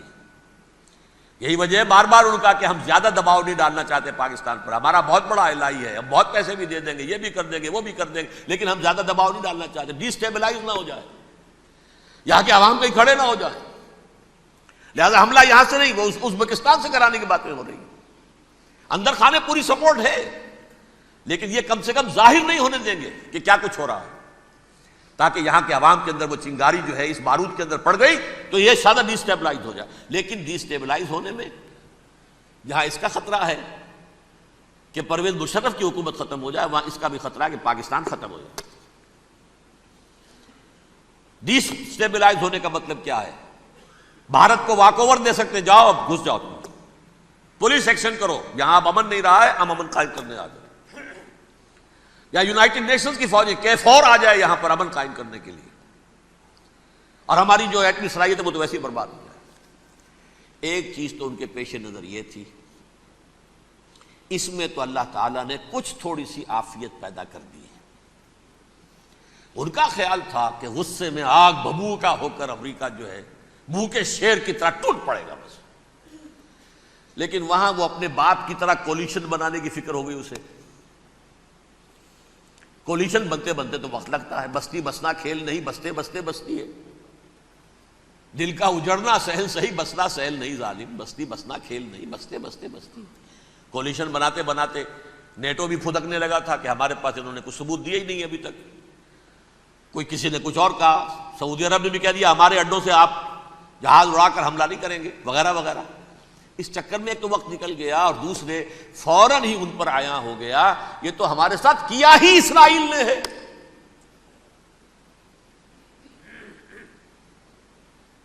لیکن یہ بات لیک نہیں کرنا چاہتے۔ میں نے خود سنا اور بھی بہت لوگوں سے کہا کہ یہ باقاعدہ اسٹیٹ ڈپارٹمنٹ کی طرف سے ٹی وی پر، CNN پر، BBC پر یہ اعلان آیا کہ یہ جو انویسٹیگیشنز ہو رہی ہیں اس حادثے کی تحقیقات کی، اس کی معلومات لیک کیوں ہو رہی ہیں؟ لیک نہیں ہونی چاہیے۔ کیوں؟ اسامہ کے خلاف اگر کوئی ثبوت ہے لیک ہو جائے 1000 مرتبہ، کسی کو کوئی نقصان ہے؟ یہ کون سا تھا، کون سا لیکیج ہے جسے روکنا مقصود ہے؟ وہ تو ہمارا متمنا ہے، ہمارا بیٹا ہے، وہ کر رہا ہے، اس گھر کو آگ لگ گئی گھر کے چراغ سے۔ But they have given a message to the United States of امریکہ،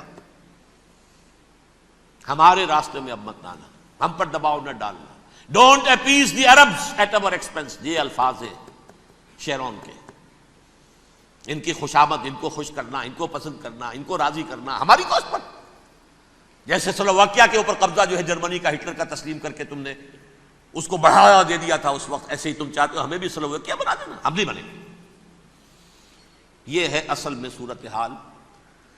جیسا کہ میں نے عرض کیا، افغانستان پر اب یہ جیسے کھسیانی بلی ہوتی ہے کھمبا نوشتی، کریں گے تو صحیح حملہ، یہ جگہ اتنی تیاری پوری دنیا کے اندر کر کے کچھ نہ کچھ تو کریں گے، کچھ نہ کچھ تو کارکردگی دکھائیں گے۔ اصل میں وہ زور شور اب ان میں نہیں ہے افغانستان کے بارے میں، بلکہ تاریخ میں ایک مرتبہ پھر وہی بات ہو گئی ہے کلما اوقدوا نارا للحرب اطفاها اللہ، اللہ تعالیٰ نے کم سے کم اس کی تندی کو کم کر دیا، اس آگ کی بھڑک اور تندی جو ہے وہ انشاءاللہ کم ہو جائے گی۔ البتہ افغانستان میں کیا ہوگا یہ میں نہیں کہہ سکتا۔ ان ادری قریب ام بعید ما توعدون، جیسے کہ قرآن مجید میں حضور سے کہلوایا گیا، میں یہ نہیں جانتا جس چیز کا وعدہ تم سے کیا جا رہا ہے وہ قریب ہے یا دور ہے، میں نہیں جانتا۔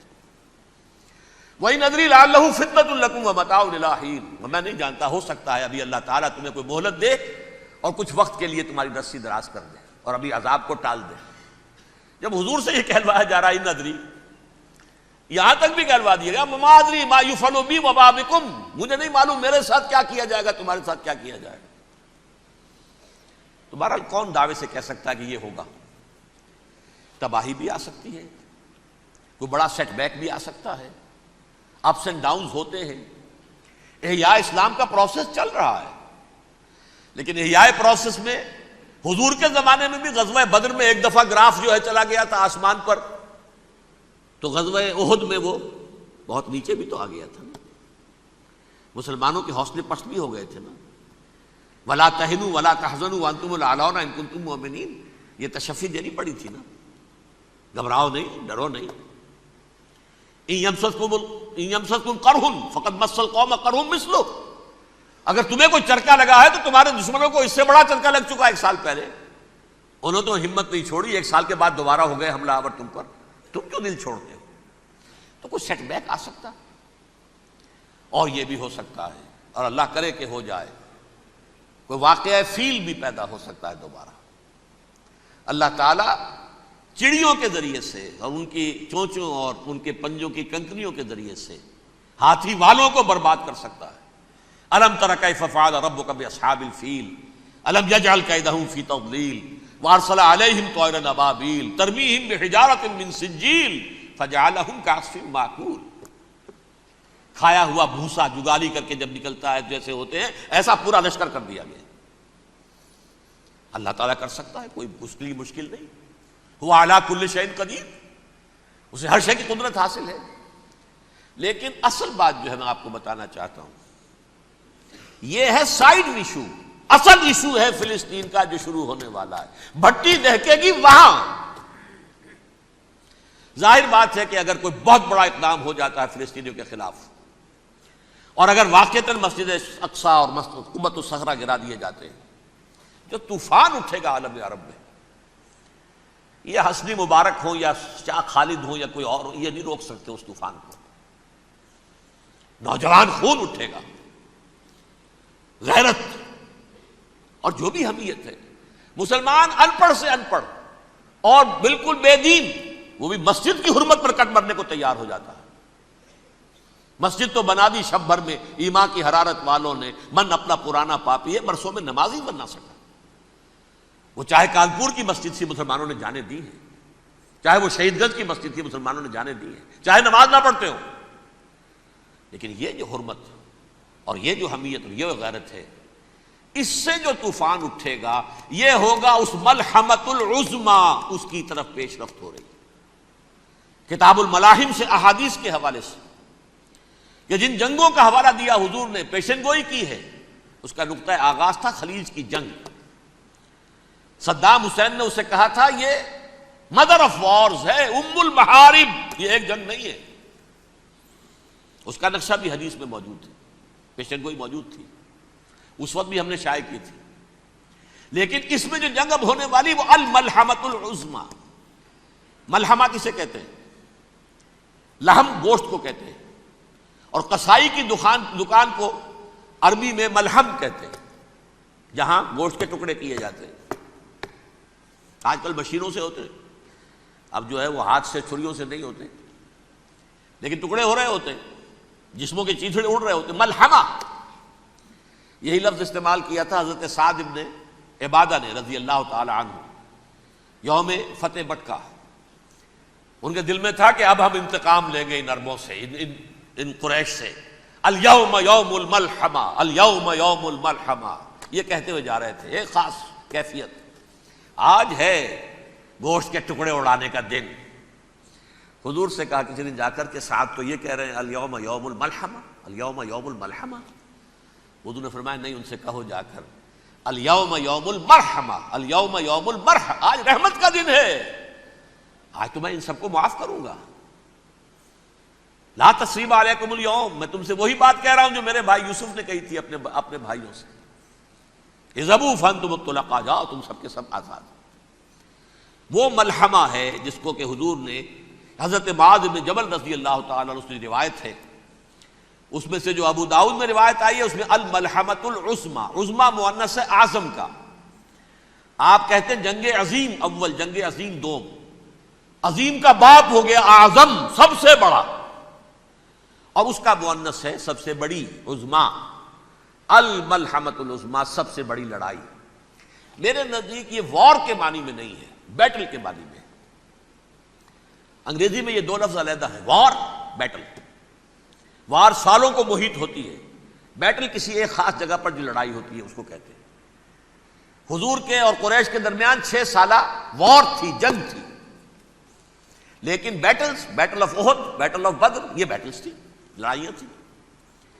تو عظیم ترین جنگ شاید اس اعتبار سے نہ ہو جیسے کہ ورلڈ وار 1 اور ورلڈ وار 2، یعنی اس کی وسعت کا اتنا معاملہ نہیں اور طوالت کا نہیں، لیکن جو لڑائی جو ہے بیٹل ہونی ہے، جس کو کہ یہ لوگ، یا چونکہ میں نے کہا تھا شروع میں کہ سرما ہے میری آنکھ کا خاک حجاز و حول قدس، نیو ٹیسٹمنٹ کی آخری کتاب ہے the book of Revelation, Revelation of Saint John, اس میں آرمگڈون کہا گیا ہے اسے، ہر مجدون، یہ عبرانی لفظ ہے، ہر کہتے ہیں اونچی جگہ کو، سطح مرتفع، مجدون میگیڈو، میگیڈو ایک وادی ہے، مرتفع، وادی مرتفع، یہ ہے واقع لبنان، اسرائیل اور شام کے درمیان جو ٹکڑا، جو ٹرائنگل بنتی ہے، یہ ہے، یہاں پر بڑی جنگ لڑی جائے گی، اور یہ جنگ جنگ صلیب ہوگی، جو کہا ہے بش نے، یہ جنگ صلیب۔